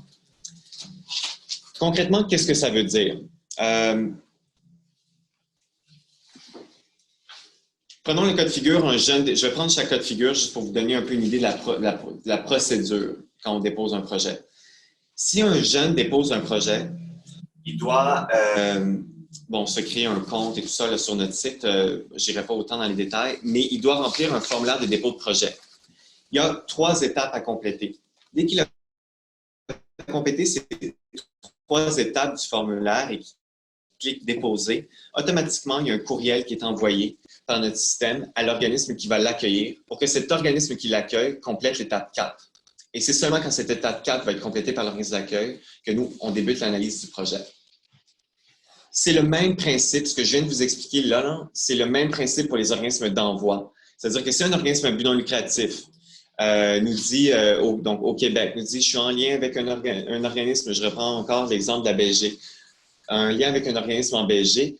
Si cet organisme au Québec, qui est donc qui agit comme organisme d'envoi, dépose un projet, il va compléter les 3 premières étapes. L'organisme d'accueil en Belgique va devoir compléter la 4e. Et un organisme d'accueil d'emblée peut déposer un projet. Donc, si je reprends l'organisme en Belgique qui va accueillir des volontaires, si lui déposait le projet, il va compléter les 4 étapes en même temps. Tout en même temps. Parce qu'il n'est pas nécessairement en lien avec un organisme d'envoi, donc il fait tout. Pourquoi on a fait ça? Et ça peut paraître compliqué, on peut se dire, mon Dieu, pourquoi ne pas juste demander une lettre de confirmation par l'organisme d'accueil ou fonctionner autrement? Nous, on tenait à poser certaines questions très précises à l'organisme d'accueil et on souhaitait que l'organisme d'accueil participe au dépôt de projet, peu importe le cas de figure. Ça n'enlève pas l'importance que des organismes d'envoi peuvent avoir, ou les jeunes eux-mêmes, évidemment, mais on considère que l'organisme d'accueil est probablement le plus à même, en fait, de vraiment nous parler des retombées pour la communauté locale et de nous dire en quoi est-ce que ça répond à des besoins locaux et est-ce qu'il a la capacité d'accueil et comment est-ce qu'il conçoit la distinction entre volontariat, etc., etc. Est-ce qu'il y a vraiment une capacité d'encadrement? Quelles mesures ont été mises sur pied à tel et tel niveau? Donc, il y a différentes questions qu'on veut poser directement à l'organisme d'accueil, ce qui explique un peu la procédure. Oui, peut-être dire qu'il y a plusieurs des formulaires en ce moment qui sont en traduction. Et il y aura des traductions de courtoisie qui seront fournies pour les organismes d'accueil qui le demandent. Donc, quand déposer, on peut, à logique en général, on a 4 périodes de dépôt. Dans le fond, généralement, ce que les jeunes, les organismes vont regarder, ils vont se dire, bon, mon projet est en septembre. Si j'ai un départ en septembre, c'est quand que je dois déposer? Puis là, ils voient, je dois déposer entre mars et juillet. Je dis n'importe quoi, là, je ne connais pas les dates par cœur. Mais, et donc, il va généralement en fonction de ces périodes de dépôt-là. Toutefois, ce qu'il faut savoir, c'est que dans le cadre de Québec volontaire, ce n'est pas absolument obligatoire de déposer dans le cadre de ces périodes de dépôt. On l'encourage fortement, mais ce n'est pas une obligation. C'est possible de déposer 2 à 3 mois avant le départ. La règle générale à garder en tête, c'est celle-là. Possible de déposer 2 à 3 mois avant le départ. Pourquoi 2 à 3 mois? Quand est-ce que c'est 2? Quand est-ce que c'est 3? En fait, si l'organisme qui dépose souhaite qu'on lance un appel de candidature, c'est-à-dire nous dit « Ah, je n'ai pas identifié mes jeunes, les volontaires qui vont prendre part à ce projet.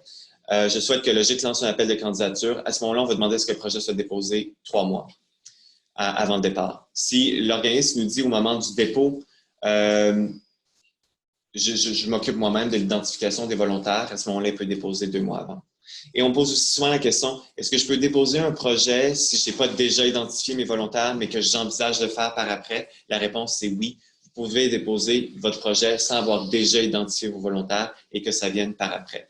Votre projet va tout simplement passer en acceptation conditionnelle à ce que vous identifiez les volontaires qui vont y prendre part. Oui, c'est sûr qu'il faut toujours garder en tête, nous, c'est vraiment le temps de traitement. Mais ensuite, il y a d'autres éléments à prendre en considération de votre côté. C'est entre autres les demandes de visa, les délais que ça peut prendre. Si on n'a pas encore identifié les participants, on peut le déposer même 3 mois, plus que 3 mois en avant. En fait, si vous souhaitez que Logique lance un appel de candidature, c'est-à-dire que non seulement vous ne les avez pas identifiés vos volontaires, mais en plus, vous êtes en train de nous dire « je ne veux pas m'en occuper de l'identification des volontaires », on va vous demander de déposer 3 mois. Si vous déposez un projet et que vous dites que vous vous occupez de la présélection, qu'elle soit faite ou qu'elle va être faite plus tard, vous pouvez déposer votre projet de volontariat 2 mois avant le départ. Avant? Ah oui. Si possible, au date. Tout ça, c'est le minimum. Le plus tôt, oui, alors c'est ça. Le plus tôt, c'est, le mieux, c'est toujours. En fait, l'idéal est de respecter les 4 périodes de dépôt de projet qui figurent sur notre site Internet. si vous respectez ces 4 périodes de projet, d'ailleurs, les 4 sessions de préparation, on va les Charles, je suis directeur non relié aussi aux dates de dépôt de projet. Donc, c'est l'idéal. Maintenant, si jamais vous êtes dans l'impossibilité de respecter ces dates-là, il faut au moins que ce soit 2 mois ou 3 mois, selon le fait que vous ayez les participants. D'accord. Voilà. Et au niveau, je vois que le temps file et qu'il est déjà 11h15, donc je ne vais pas prendre trop de temps. Je vais vraiment laisser la période du temps à la période de questions. Mais au niveau des documents demandés, c'est un programme qui demande très peu de documents parce que la plupart des questions, des informations dont on a besoin sont directement dans les formulaires qui sont complétés en ligne. La seule chose qu'il faut garder en tête, c'est bon, il y a le formulaire de dépôt, là, le formulaire du projet en soi dont je vous parlais tout à l'heure avec les 4 étapes.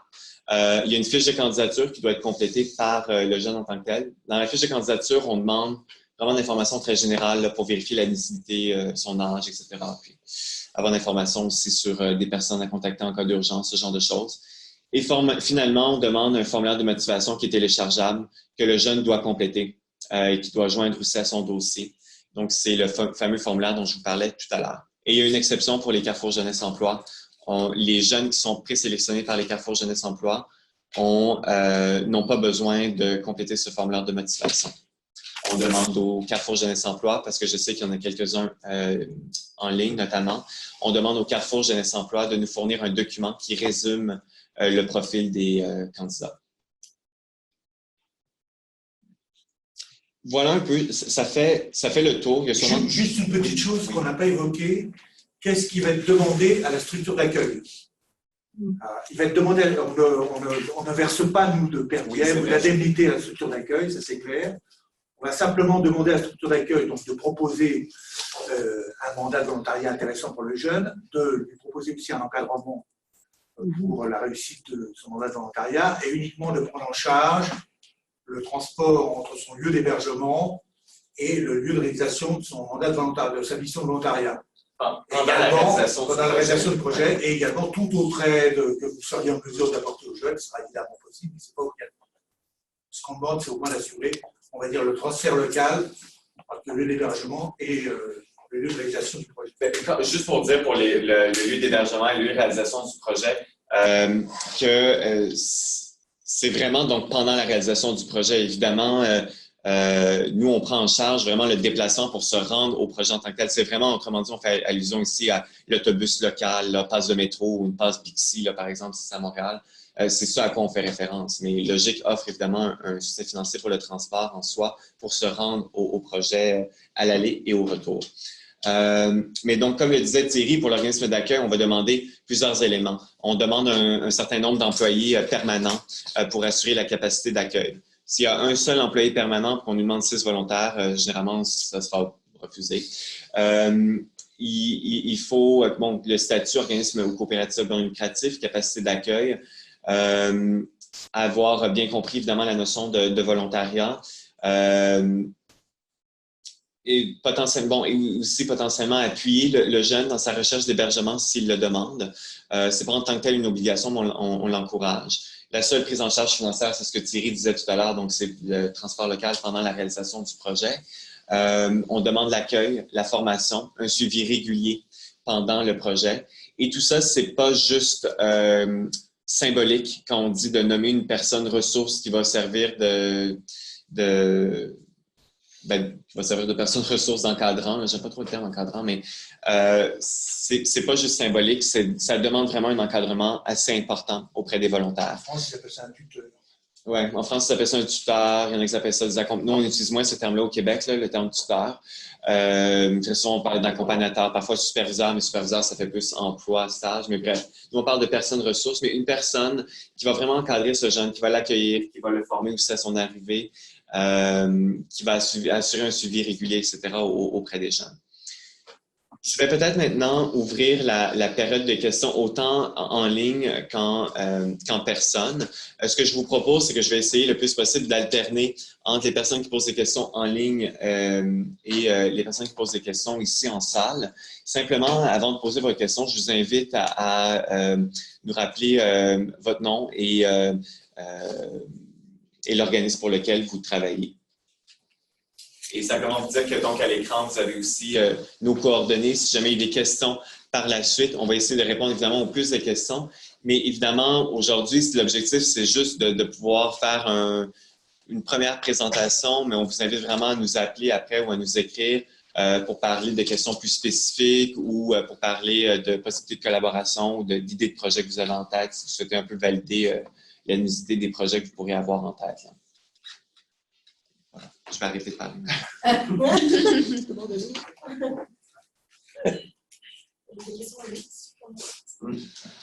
Oui, il y a déjà des questions en ligne. Est-ce que les perdièmes des participants peuvent être utilisés en pourcentage pour indemniser des familles d'accueil ou pour la nourriture? Ça va aux jeunes. Oui, c'est ça. Peut-être juste pour répondre à la question d'Alex Sem en ligne, l'argent, et ça c'est encore une fois la plupart de nos programmes, le soutien financier est remis aux jeunes en tant que tel. Il y a des exceptions, je vais quand même le mentionner rapidement. Dans certains cas, l'argent est remis à l'organisme d'envoi.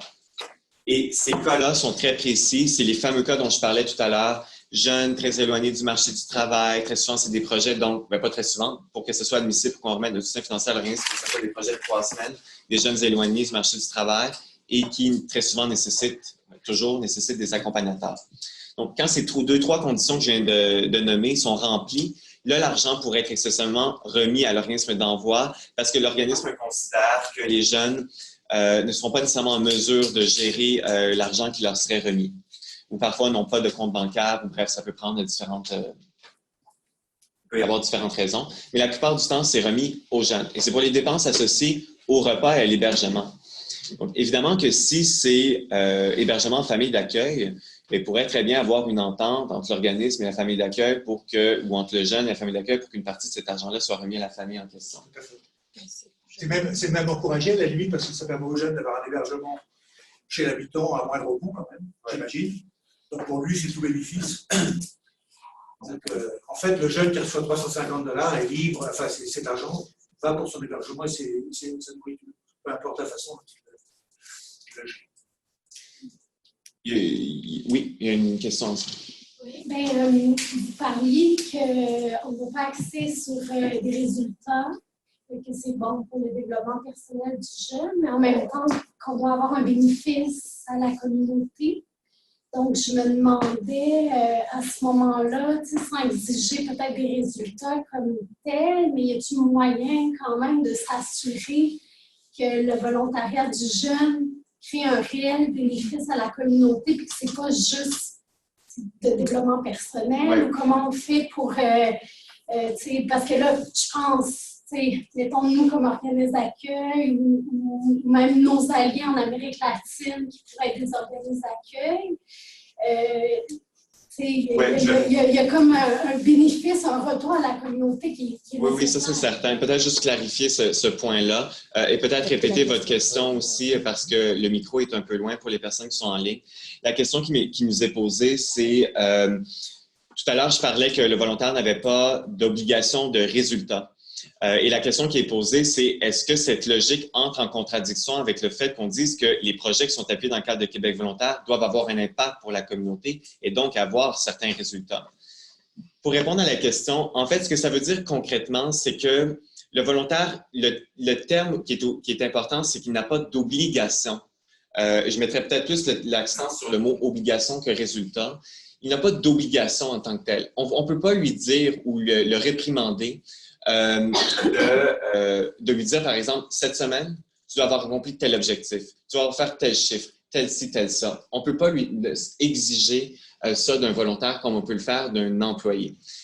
Donc ça, c'est une chose. Ce qu'on doit faire, ce que ça veut dire, si je reprends cette fois le mot « résultat », c'est qu'on doit lui donner les moyens pour y parvenir. C'est ça qui est important. Donc, on peut l'outiller, lui donner les moyens, mais on ne peut pas avoir cette même, comment je pourrais dire, rigidité, si je peux dire, qu'on pourrait avoir avec des employés où est-ce qu'on va demander comme s'il y avait une certaine redevabilité envers justement l'employeur lorsqu'on est employé. concrètement, ce que ça veut dire, c'est que là, on parle du volontaire, mais en soi, le projet en tant que tel, lui, il doit avoir des retombées. Le projet auquel participe le volontaire doit avoir des retombées pour la communauté. Ce que ça veut dire, c'est qu'on doit nous démontrer que le projet a, lui, des résultats, mais le volontaire, dans le cadre de ce projet-là, n'a pas d'obligation de résultats. Concrètement, ce que ça veut dire, c'est que le projet ne dépend pas du jeune, en fait. C'est ça qu'il faut retenir. Si on enlève le volontaire, le projet se tient toujours. Le projet existe, l'organisme existe. Le volontaire est juste là en plus, un plus au projet. Mais le projet, lui, il doit avoir des résultats. Il doit avoir des retombées pour la communauté locale. Et c'est l'organisme qui doit s'assurer que ce projet-là a ses retombées. Le volontaire, lui, on ne peut pas lui mettre toute cette responsabilité sur le dos à s'assurer du succès du projet. C'est un poids qui est trop lourd à porter pour un volontaire. Et ce n'est pas son mandat, ce n'est pas son rôle. Il doit contribuer. Et de toute façon, ça serait même dangereux que le volontaire prétende avoir autant de résultats que ça et de prétendre à ce que tout le succès du projet repose sur ses épaules, parce que ça viendrait un peu à aller vers cette logique du volontouriste, où est-ce qu'il prétend sauver la planète, sauver la communauté et se dire « Regardez, moi comme volontaire », là, il se met sur Instagram, il dit « Regardez à quel point j'ai eu des résultats pour la communauté et que j'ai un impact ». Non seulement on ne veut pas ça, et c'est tout le contraire en termes de valeurs qu'on essaie de véhiculer, mais ce n'est pas son mandat en plus. Voilà. J'espère que ça répond un peu à la question. Par exemple, si on organise une mission, et pour la mission, il y a un objectif. Et on veut encourager les jeunes qu'on arrive à cet objectif, par exemple, les jeunes volontaires qui participent. Est-ce que c'est possible? Oui, en soi, ce que ça veut dire, c'est tout simplement de dire qu'on va outiller les jeunes à ce qu'ils se rapprochent le plus possible de ce qu'on a comme objectif. Le projet a des objectifs. Le jeune, en tant que tel, va arriver avec des objectifs. Même peut-être, des fois, il va falloir calmer un peu le volontaire en lui disant « Wow, tu dépasses un peu ton mandat. Génial l'initiative, mais tu t'en vas un petit peu trop loin. On a des employés pour faire ça. » Donc, il y a ça aussi à faire. Donc, chacun peut avoir des objectifs. C'est juste d'outiller le jeune qui se rapproche le plus possible de l'objectif, mais de ne pas non plus lui taper sur les doigts s'il ne l'a pas atteint. Il ne faut pas le faire avec des employés, des stagiaires non plus, ça dit en passant, mais non, parce que j'en parle, on dirait qu'on a le droit de maltraiter des employés, des stagiaires. Ça paraît un peu bizarre. Mais ce que je veux dire, c'est qu'il n'y a pas autant d'obligations que pour avoir des employés. C'est un peu dans cette logique-là que j'en parle. Je vais peut-être juste aller vers des questions en ligne. Rapidement, est-ce que votre présentation sera disponible sur votre site web après aujourd'hui? La présentation en tant que telle ne sera pas disponible sur notre site, mais je vais vous transmettre une copie de la présentation par courriel et vous aurez justement l'enregistrement audio et toutes sortes d'autres outils pratiques qui pourront vous être utiles. Je vais peut-être prendre, il y a plusieurs questions en ligne, je vais juste en prendre peut-être une ou deux autres. Pour Sonia Goulet-Lacasse, on nous demande, est-ce qu'on peut avoir plus d'exemples de projets qui sont en cours qui auront lieu, entre autres, par des CJE? Oui, je peux en nommer deux. Peut-être je vais en nommer deux CJE et un qui ne c'est pas des CJE pour donner un peu la diversité des exemples. Rapidement, un exemple qui n'est pas un CJE, on a un organisme qui s'appelle EcoRise qui nous a soumis un projet basé à Montréal et qui a un projet de reverdissement et réappropriation d'un espace qui est un peu abandonné le long d'une voie ferrée à Montréal. Et donc, ils nous ont déposé un projet pour accueillir des volontaires. Et donc, il y a un appel de candidature qui a été lancé et les jeunes seront amenés justement à appuyer à la réalisation des îlots de plantation, à appuyer un peu à organiser des activités entourant justement ce projet de reverdissement pour sensibiliser justement à l'agriculture urbaine ou la consommation locale, etc. Ça, c'est un exemple de projet non CJE. Deux exemples de projets CJE. Je nommais tout à l'heure l'exemple de projet réciprocité d'échange entre un CJE des Îles et CJE des Bleuets. Je n'ai pas expliqué en quoi consistait le mandat des volontaires. En quoi ça consiste, en gros, c'est que les volontaires vont être accompagnés dans la réalisation d'une œuvre artistique. Et encore une fois, les jeunes n'ont qu'une expérience ou formation artistique, mais vont être accompagnés de personnes qui ont de l'expérience en la matière pour pouvoir réaliser une œuvre artistique et ensuite en faire la promotion qui va sensibiliser la population et les jeunes, mais aussi la population de manière plus générale à aux atouts de ces régions qui sont dévitalisées, où il y a une exode importante, etc. Donc, ça, c'est un exemple de projet aussi entre CGE. Et un autre exemple qui ne nous a pas encore été déposé, mais je sais qu'il s'en vient bientôt, j'espère qu'il va se réaliser. On est en attente de confirmation. Mais c'est un CGE qui va collaborer avec un organisme en Belgique. Et c'est des jeunes qui sont très éloignés du marché du travail. Ça va être un groupe, je pense, de 10 volontaires. Et ils collaborent avec un organisme de volontariat en Belgique qui les a mis en contact avec 3 organismes d'accueil. Et les volontaires vont être amenés à... C'est un projet de 3 semaines parce que c'est des jeunes très éloignés. Il va y avoir 2 accompagnateurs. L'argent est remis à ce CGA qui agit comme organisme d'envoi. Et tout ça pour dire que pendant ces 3 semaines, ils vont faire 3 organismes d'accueil. Ils vont se diviser en plusieurs groupes. Ils vont faire, le groupe 1 va faire organisme d'accueil 1, le groupe 2, l'organisme d'accueil 2, puis ils vont s'alterner. Donc, ils vont faire une partie de leur projet, ils vont le faire auprès d'un organisme qui œuvre auprès des personnes âgées, l'autre auprès des personnes en situation de handicap, etc. Donc, je n'ai pas encore les détails des mandats, là, tout ça va nous venir, mais ça va prendre un peu cette formule-là.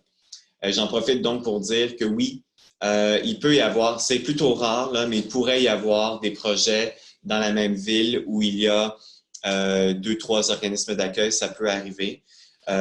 Toutefois, il faut garder en tête qu'il va falloir en nommer un principal pour pouvoir compléter le formulaire en question.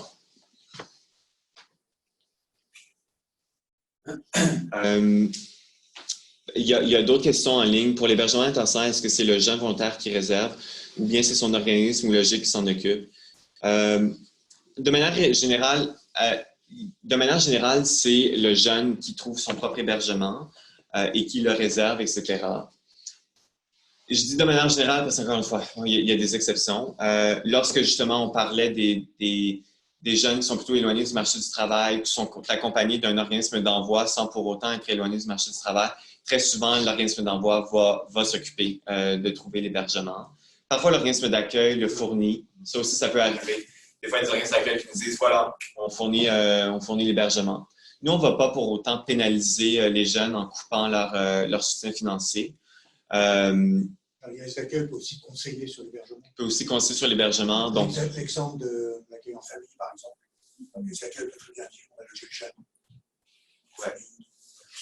Donc, ça peut vraiment prendre, mais généralement, voilà, la responsabilité, de manière générale, relève du volontaire qui participe de trouver son hébergement, en règle générale.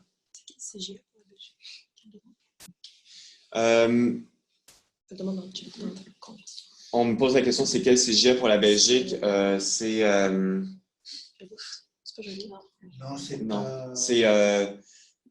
Tremplin Travail, qui se trouve où, là, je ne me souviens plus, mais c'est Tremplin Travail. Vous m'excuserez, là, j'ai un peu un blanc de mémoire. On va le chercher. Mais c'est le nom c'est Tremplin Travail qui regroupe, qui comprend entre autres le Carrefour Jeunesse Emploi. Une autre question de la part d'Alex, et ensuite je pourrais retourner aussi en salle si jamais il y a des questions aussi en personne. Pardon? Matapédia. Ah, OK. Si notre projet nécessite un accompagnateur, que celui-ci est accessible à un dédommagement de transport, le dédommagement est en pourcentage ou totalité. Donc, en fait, un accompagnateur, il est considéré comme un participant en soi. Il va bénéficier pour le transport, là, je parle, il va bénéficier du même soutien financier qu'un volontaire. Donc, si le volontaire, il touche 0,36 sous du kilomètre ou s'il touche 750 $ pour aller en Belgique, ça va être la même chose pour l'accompagnateur. L'accompagnateur, en gros, il bénéficie de pas mal tout le soutien. Il bénéficie du soutien financier pour le transport, l'assurance responsabilité civile, il est couvert en soins de nécessité, etc. Ce qui ne touche pas, que le volontaire, lui, reçoit, c'est per diem de 350 $, l'accompagnateur ne va pas le recevoir. Et il ne reçoit pas non plus passeport. Oui, il reçoit, oui, excusez-moi, j'ai une hésitation. Oui, il reçoit passeport et vaccin. Donc, l'accompagnateur va recevoir passeport, vaccin, transport, assurance responsabilité civile, un montant forfaitaire pour l'assurance voyage. S'il provient d'une région éloignée que son projet est réalisé au Canada ou à l'international, il va aussi pouvoir bénéficier d'une indemnité supplémentaire. Bref, il bénéficie de pas mal tout ce que le jeune va bénéficier, sauf le per diem de 350 $ par semaine, parce qu'il quitte dans le cadre de ses fonctions. Je vais prendre 2 autres questions à Raphaël, puis après, là, je vais arrêter avec je ne vais pas arrêter, mais je vais ouvrir plutôt, inviter les personnes ici en salle, si vous avez des questions. Qui ira avec lui à l'international ou ailleurs au Canada, un employé de Logique? Avez-vous des accompagnateurs spécialisés qui peuvent se déplacer à l'international? En fait, ce qu'il faut savoir, c'est qu'on appuie 5000 jeunes par année. On est une équipe de 40. Et ça comprend tout le monde. Donc, administration et compagnie, communication. Donc, c'est certain qu'on n'accompagne pas les 5000 jeunes qui réalisent des projets avec Logique. Dans certains cas, il y a des accompagnateurs pour certains projets spéciaux. Mais en règle générale, il n'y a pas un accompagnateur de Logique qui se rend sur place. Est-ce que vous avez des accompagnateurs? Oui, bon, voilà, ça répond un peu à la question à ce niveau-là. Mais ça arrive d'avoir des missions. Par contre, l'organisme d'accueil peut très bien considérer, mettre un petit effort sur l'accueil du jeune volontaire, éventuellement. Il y en a, je sais, qui vont jusqu'à aller chercher à l'aéroport, ça peut arriver. Oui, ça nous arrive très souvent. En fait, pour nous, très souvent, justement, si on considère qu'il y a besoin d'un accompagnateur, pour nous, très souvent, ces jeunes, généralement, ils sont accompagnés d'un organisme d'envoi. Et donc, l'organisme d'envoi, généralement, envoie des accompagnateurs de toute façon. C'est ces organismes-là qui sont en lien avec les jeunes de toute façon. Et nous, c'est pour ça qu'il y a un soutien financier pour les accompagnateurs, pour qu'ils les accompagnent à ce niveau-là. Ce qu'il faut savoir, c'est que même si l'organisme d'envoi nous dit « Ah, j'envoie un accompagnateur avec mes jeunes, avec les groupes de jeunes », ça ne veut pas pour autant dire que ce n'est pas nécessaire, voire même obligatoire, que l'organisme qui les accueille nomme une personne ressource qui assure l'encadrement. En gros, ce que je suis en train de dire, ça ne vient pas en substitution au rôle que doit jouer l'organisme d'accueil. Nous, on considère que même si l'organisme d'envoi fait sa part et envoie des accompagnateurs pour accompagner leur groupe, on considère que l'organisme d'accueil aussi a vraiment un rôle à jouer qui est vraiment important au niveau de l'accueil, de la formation et du suivi. Il n'y a plus de questions en ligne. Est-ce qu'il y avait d'autres questions en personne? Est-ce qu'il y a des gens parmi vous qui ont des réseaux en région ou au Canada, éventuellement, du réseautage? Alors, Katimavik, Chantilly-Jeunesse. Vous ne êtes pas présenté? C'est le bureau de consultation jeunesse. Ah oui. Ah, mais c'est Gilles Longueuil de Grand Montréal. Grand Montréal. Mais vous avez des réseaux en région aussi? Oui, pas avec, dans le fond, des organismes partenaires, mais pas d'autres DCJ. Okay. Non, je disais ça. Vous êtes de quel organisme, monsieur? Excusez-moi. Fondation Jules-Paul Émile. Ah, ok.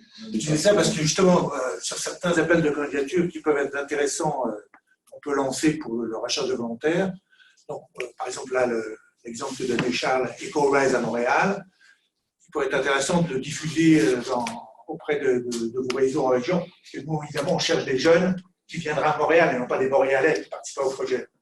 Donc, ça pourrait être pas mal qu'on puisse vous diffuser les appels de candidature, quitte à ce que vous les diffusez dans vos propres réseaux. Ça peut intéresser vos jeunes. Oui, d'autant plus que très souvent, c'est un défi aussi parce que, supposons par exemple cet organisme EcoRise qui nous propose un projet, qui nous demande de lancer un appel de candidature. On lui partage évidemment l'hyperlien avec l'appel de candidature pour qu'il lui aussi participe à la recherche de candidats ou le diffuse dans ses réseaux. Mais très souvent, ce qui est un peu dommage, c'est que ces réseaux sont les réseaux de ces organismes sont très souvent au niveau local. Donc, il peut être en lien avec tel ou tel organisme à Montréal, mais le problème, c'est qu'il faut que les volontaires viennent de minimum 100 km de ce lieu de réalisation-là. Donc, c'est pour ça que c'est sûr que c'est une valeur ajoutée au niveau de la recherche de candidats lorsque vous avez des réseaux aussi en région. Là. Ça peut faciliter justement l'identification de volontaires. Oui? On comprend l'effort que vous avez fait pour, je dirais, différencier volontariat, emploi, stage, bénévolat. Mais en termes concrets, souvent, ça devient très, très difficile de faire la différence. Par exemple, un jeune veut vouloir se prévaloir d'une expérience, par exemple, de stage, où le partenaire veut impliquer davantage le jeune et se retrouve en face de certains freins, justement. Et que moi, je me demandais, est-ce que vous pouvez plus clairement spécifier, peut-être en donnant des obligations minimales de ce que c'est qu'un volontaire? Ouais. Et comment est-ce que vous vous assurez que le projet est une réussite, le projet dans lequel le volontaire s'implique est une réussite. En fait, comment vous faites le suivi au-delà des démarches, disons, au niveau des formulaires, comment vous faites le suivi pour savoir que c'est bien du volontariat que cette personne est en train de faire et le projet a atteint ses résultats? Oui. Donc, pour les personnes qui sont en ligne, la question qui nous est posée, c'est en gros, comment est-ce qu'on fait pour passer du principe à l'action, à la réalité, si on veut. C'est-à-dire que c'est bien d'avoir des principes et de vraiment avoir sur papier, identifier clairement les distinctions entre stage, volontariat et emploi, mais comment faire pour vraiment s'assurer que ça se traduise dans la réalité et comment aussi faire un suivi pour s'assurer que le projet a bel et bien eu les résultats qui étaient escomptés. Premièrement, dire qu'il y a très souvent, ce qui se passe avant est fondamental pour s'assurer de ce qui va se passer pendant. Donc, il y aura tout un travail qui va devoir être fait dans l'avant. Quand je dis l'avant, c'est très souvent, quand on parle avec des organismes, on leur parle au téléphone très régulièrement pendant tout le processus du dépôt de projet. Donc, tout à l'heure, je parlais des technicalités, de remplir le formulaire et tout. Ça pouvait strictement avoir l'air administratif et très technique. Mais en fait, ça a un objectif beaucoup plus que simplement administratif. Pendant ces discussions-là, il y a au téléphone avec les partenaires, il y a énormément de travail qui est fait dans la sensibilisation sur c'est quoi le volontariat, ce que ce n'est pas, etc., etc. Et ça, très souvent, ça évite bien des écueils par la suite. Au niveau aussi des volontaires, il y a, lorsque nous, on lance des appels de candidature, qu'on fait la sélection, lorsqu'on leur parle au téléphone, on va avoir des entretiens avec ces volontaires-là. Il y a aussi tout un travail qui est fait de notre côté pour pouvoir leur faire comprendre c'est quoi leur mandat, c'est quoi les limites de leur mandat et au-delà, c'est quoi autrement dit, jusqu'où peut aller leur mandat et qu'ils sachent elle est où cette limite pour pouvoir clairement l'identifier pour qu'eux ne la dépassent pas, mais aussi s'assurer que si l'organisme d'accueil leur demande de dépasser cette limite, qu'ils puissent dire « Oh, stop, c'est pas ça que je suis supposé faire. Voyez voir, retournons à mon entente, à nos contrats qu'on a signés. Puis si jamais il y a un problème, évidemment, nous, on est toujours là. » Il y a aussi un suivi qui est fait de notre part pendant le projet pour voir un peu comment ça se réalise. Il y a un questionnaire de retour qui est remis aussi à tous les volontaires où on leur pose des questions spécifiques sur est-ce qu'ils recommandent ce milieu d'accueil? Est-ce qu'ils étaient satisfaits des tâches? Est-ce que les tâches qui avaient été mentionnées au début correspondaient à celles qui ont été réalisées? Est-ce que les tâches étaient clairement d'utilité sociale? Est-ce qu'ils considèrent avoir eu que le projet a eu un impact pour la communauté? Moi, éventuellement, ce que je souhaiterais, je trouve que c'est une des limites des questionnaires de retour qu'on envoie, c'est que les questionnaires de retour, on les envoie juste aux jeunes. Moi, éventuellement, j'aimerais ça quelque chose qui s'adresse vraiment aux organismes qui portent les projets, qui sont les organismes d'accueil. Pour l'instant, en date d'aujourd'hui, à Logique, il n'y a pas de formulaires qui sont envoyés aux organismes d'accueil.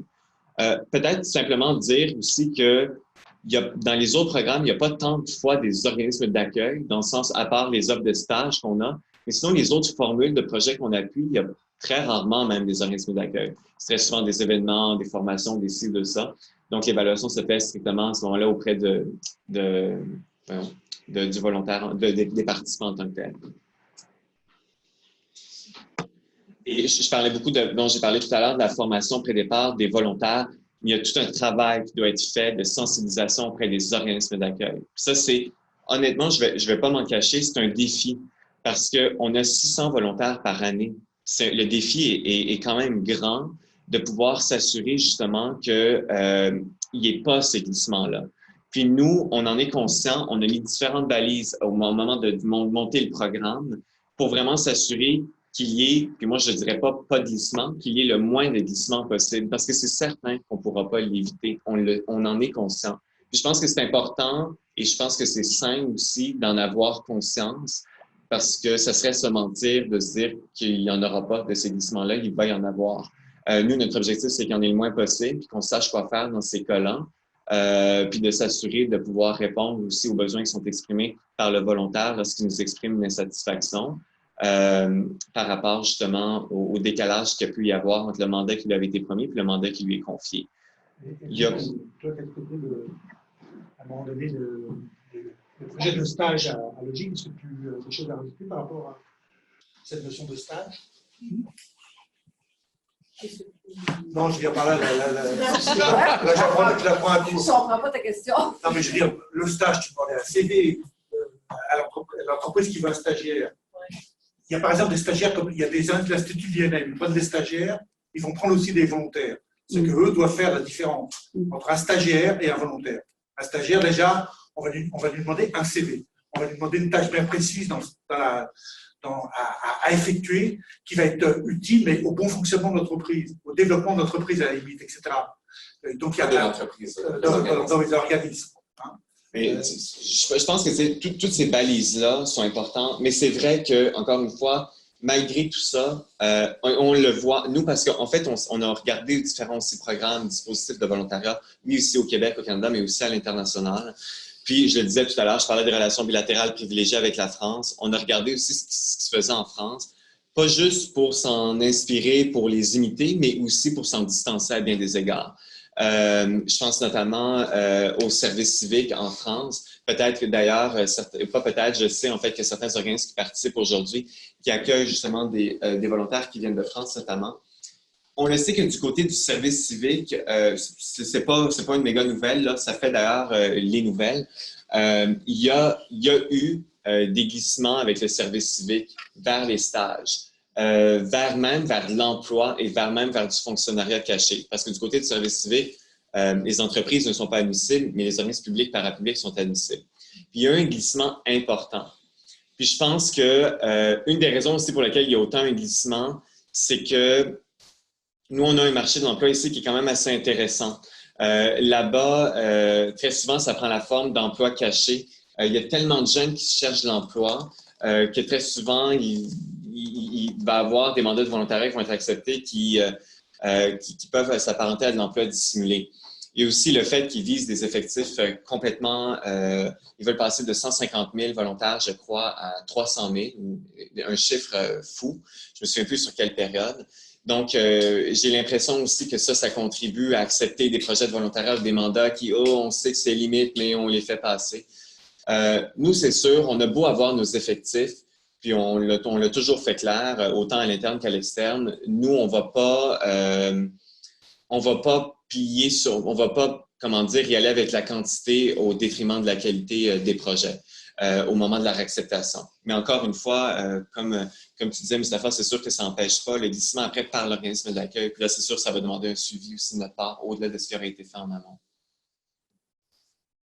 Oui. Oui, tout à l'heure, vous parliez d'un maximum de 3 participations par volontaire. Est-ce que ça s'applique aussi aux organismes d'envoi? Est-ce que c'est maximum 3 projets? Non, oui, c'est une bonne question. En fait, ça, c'est vrai que je devrais le rendre plus clair dans ma présentation. C'est le nombre de participations pour les volontaires. C'est ceux qui bénéficient de notre soutien financier. Et un organisme peut déposer autant de fois qu'il veut. C'est sûr que, bon, encore une fois, on va essayer de s'assurer qu'il y ait une diversité des programmes qui participent à Québec volontaire, ça c'est certain. Parce que ce serait facile aussi d'embarquer dans une logique d'organismes qui sont abonnés au programme, etc. Parce qu'il y a beaucoup d'organismes qui ont 100 000 projets qui pourraient tous être très intéressants, mais on veut quand même que Québec volontaire soit aussi accessible à différents types d'organismes. Donc ça, c'est une chose. Puis aussi dire, une chose que je devrais spécifier, oui, un jeune a le droit à participer à Québec volontaire 3 fois, 2 au Québec, 1 au Canada à l'international. Mais dans sa vie de jeune, c'est-à-dire de 18 à 35 ans, tout programme confondu, logique, il a le droit à 10 participations. Et ça, c'est tout nouveau. Parce qu'avant qu'on appuyait juste des projets internationaux, c'était 4 participations, 4 à l'international. Maintenant qu'on permet aussi Québec-Canada, ils ont le droit en plus à 3 participations au Québec, 3 participations au Canada, ce qui fait un total de 10. Et donc, c'est quand même pas mal de participation, là. Généralement, lorsqu'on fait la somme qui peut être remise à un jeune pendant sa vie de jeune à travers différents projets, ça peut quand même être assez considérable. Donc, il a le droit à plusieurs participations. Pour l'organisme d'envoi, on évite un peu les systèmes d'abonnés, mais il n'y a aucun problème. Par contre, pour les organismes d'accueil, il faudra aussi qu'on valide, nous, les bilans. C'est-à-dire, si un organisme d'accueil nous revient pour l'accueil de 10 stagiaires, quand on s'aperçoit que les bilans sont très mauvais, etc., les volontaires, quand on s'aperçoit que les bilans sont assez mauvais, c'est sûr qu'on ne va pas favoriser un nouveau projet. Nous, pour des projets récurrents, la première chose qu'on fait, c'est on regarde c'était quoi les questionnaires de retour des volontaires. Si c'était mauvais de façon unanime, on ne renouvelle pas. Donc, ça nous aiguille pas mal pour justement voir si on renouvelle ou pas. Par contre, si c'est bon, étant donné le chiffre qu'on doit faire, on a tendance à dire allez-y. Il y avait une question. Oui, j'avais juste deux petites questions, mais elles sont en amont.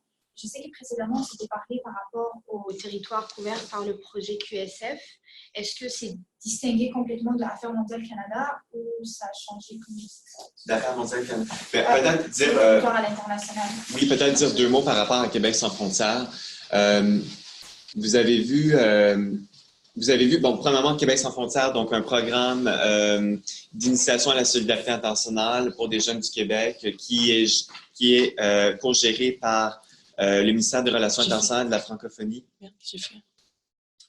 et par l'ACOSI, l'Association québécoise des organismes de coopération internationale, qui regroupe une 60aine d'organismes de coopération basés au Québec. Il y a une vingtaine d'organismes qui sont participants au programme Québec sans frontières sur la 60aine membres de l'ACOSI. Par rapport à Québec sans frontières, quelques éléments. Premièrement, dire que je vous parlais des proportions budgétaires au début et vous avez vu que pour l'international, c'était seulement 15%. C'est entre autres aussi pour assurer une certaine cohérence avec le programme Québec sans frontières. 15% du budget, le nombre de volontaires qui est indiqué, là, je ne l'ai plus en tête, mais c'est environ 300. Ce qu'il faut garder aussi en tête, c'est que ce n'est pas tout l'international qui est couvert par des projets QSF, par des projets Québec sans frontières. Nous, quand on dit international, il peut y avoir des projets aussi en Allemagne, en Belgique, etc. Donc, ce qui fait en sorte que le nombre de projets qui vont être réalisés en territoire QSF sont assez limités, en fait, là. Et donc, il y a certains territoires qui sont ciblés par Québec sans frontières. Plusieurs d'entre vous le savez. Donc, Afrique francophone, Amérique latine, Antilles, Asie. Il y a certains pays là, qui sont ciblés. Dans le cas des projets qui nous sont déposés sur ces territoires-là, ce qu'il faut savoir, c'est qu'à ce moment-là, les projets sont co-sélectionnés par Logique et par le comité QSF. Donc, on collabore avec le comité QSF dans la co-sélection de ces projets-là réalisés dans ces territoires, dans les territoires qui sont visés par QSF.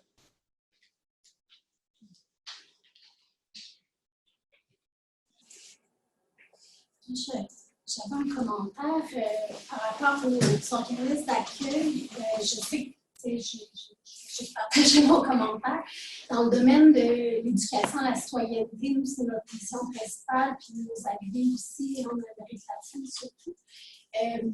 On est des organisations qui avons peu de ressources, souvent, pour assurer justement un suivi, un accompagnement, l'accueil, etc. C'est sûr que là, je comprends qu'il n'y a pas de ressources octroyées comme telles des organismes d'accueil, mais éventuellement, je ne sais pas si c'est quelque chose qui peut être considéré, qui donnerait, qui faciliterait que les organismes d'accueil aient réellement les outils, les ressources pour assurer ce suivi, cet accompagnement des volontaires.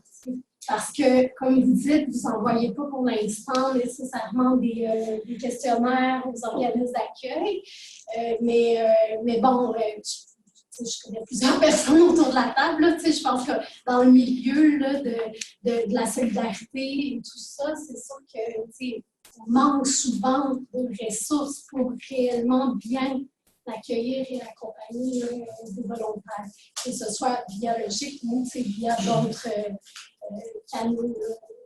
Oui. Peut-être dire à ce niveau-là, puis je retiens aussi la question, peut-être répéter la question. Donc, la question, c'est, pour résumer, c'est comment faire, en fait, pour quel rôle, en fait, Logique pourrait jouer pour appuyer des organismes d'accueil qui n'ont pas suffisamment de ressources, compte tenu du fait que, bon, il n'y a pas d'accompagnateurs qui sont envoyés systématiquement pour les groupes de volontaires. Comment faire pour, justement, assurer faciliter en fait la capacité d'accueil, etc. Je vois qu'il est midi moins 5, donc je vais peut-être prendre une ou deux questions après. C'est ça, pour l'instant, il n'y a pas d'accompagnateur systématiquement pour ces groupes de jeunes-là. On est conscient aussi qu'il y a un rôle que le GIC doit jouer à ce niveau-là aussi dans l'accompagnement puis dans les suivis. Très souvent, les jeunes qui nécessitent encore une fois vraiment un accompagnement, absolument, ils vont être accompagnés par les organismes d'envoi qui, on considère, ont aussi un rôle à jouer. Au même titre que certains programmes peuvent s'appuyer sur la force multiplicatrice de différents organismes pour se répartir cette responsabilité-là en termes d'accompagnement, c'est un peu aussi comme ça qu'on le voit, dans le sens qu'il y a un rôle à jouer par l'organisme d'envoi, par le GIC, par l'organisme d'accueil, dans cet accompagnement-là qui est fourni aux jeunes à différents niveaux, à différents degrés. Mais il n'y a pas d'argent en tant que tel qui est remis à l'organisme d'accueil à ce niveau-là. Et c'est, pour nous aussi, c'est un organisme qui considère ne pas avoir les capacités d'accueil pour accueillir les volontaires et assurer un suivi régulier. En toute honnêteté, on préfère qu'ils n'en accueillent pas, tout simplement. Parce qu'il y a des fortes chances que le volontaire en vienne à se substituer à des employés. Donc, pour nous, c'est quelque chose qui pourrait être problématique à ce niveau-là si vraiment l'organisme n'a pas de capacité d'accueil. Et on ne considère pas non plus que c'est notre rôle de renforcer sa capacité d'accueil en lui fournissant une ressource de manière à ce qu'il puisse accueillir un volontaire. Contrairement à QSF, où il y a un soutien financier pour l'organisme, qui n'est pas nécessairement... il y a ça, puis il y a aussi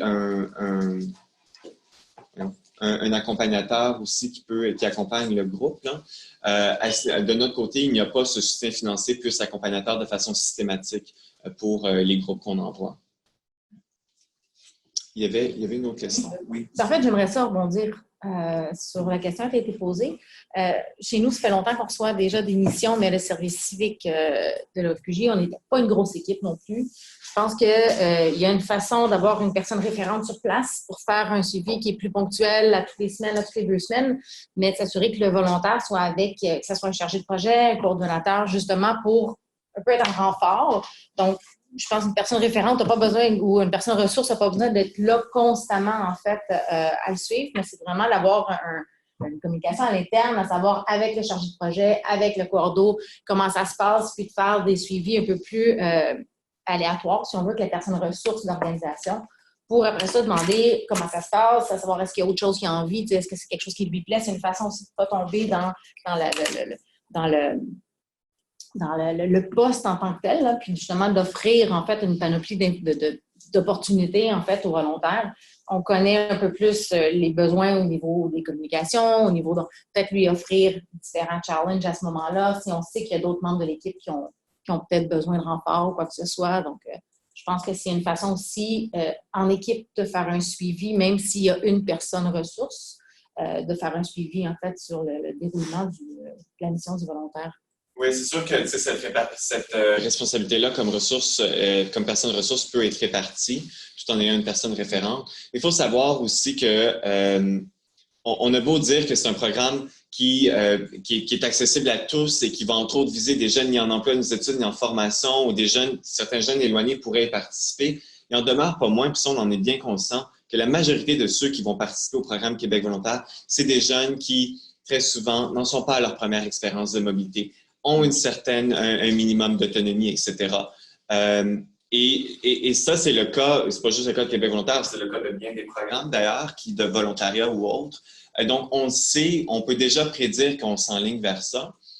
Et donc, les jeunes, très souvent, ils n'ont pas besoin d'être tenus par la main tout le long non plus. Là.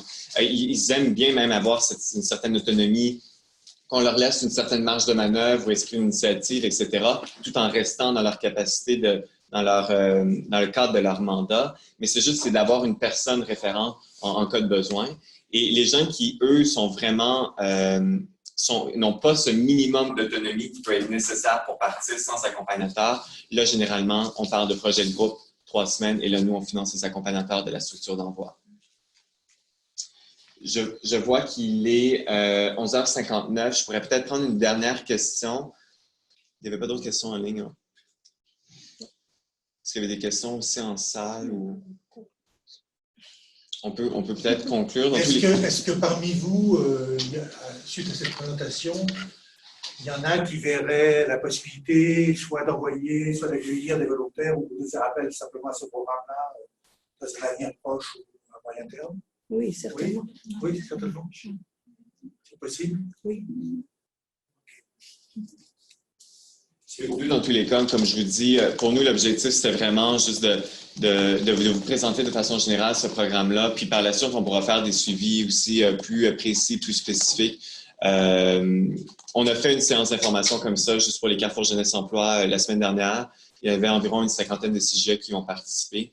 Puis déjà, bon, il y a des suivis par la suite, des appels téléphoniques, des courriels. Nous, de toute façon, moi, au courant de la semaine prochaine ou plus tard, dans 2 semaines, je vais faire un suivi courriel avec vous pour vous envoyer, vous aurez nos coordonnées plus personnelles que ceux que vous avez à l'écran, là.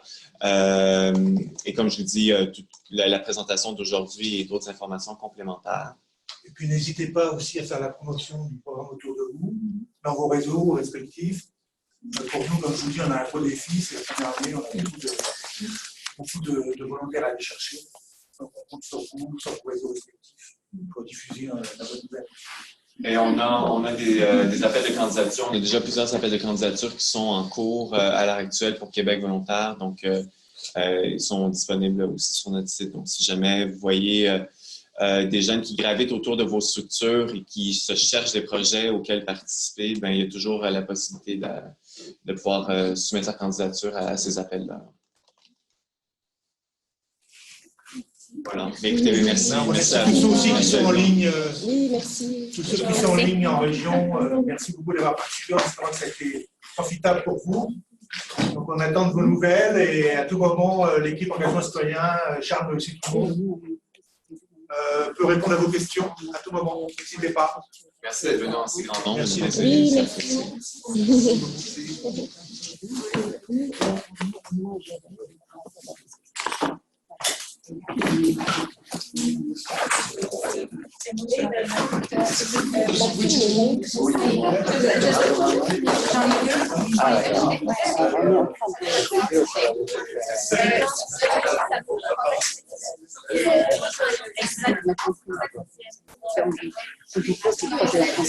Sauf la question que je me pose, dans le cas de C'est à côté. Écoute, voilà, donc il faut réfléchir à des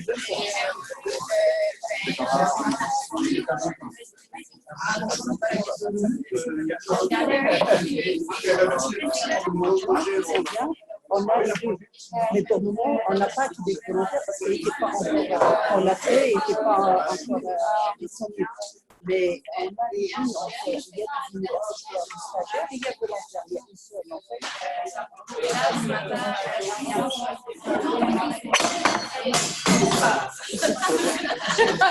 Une face évidente.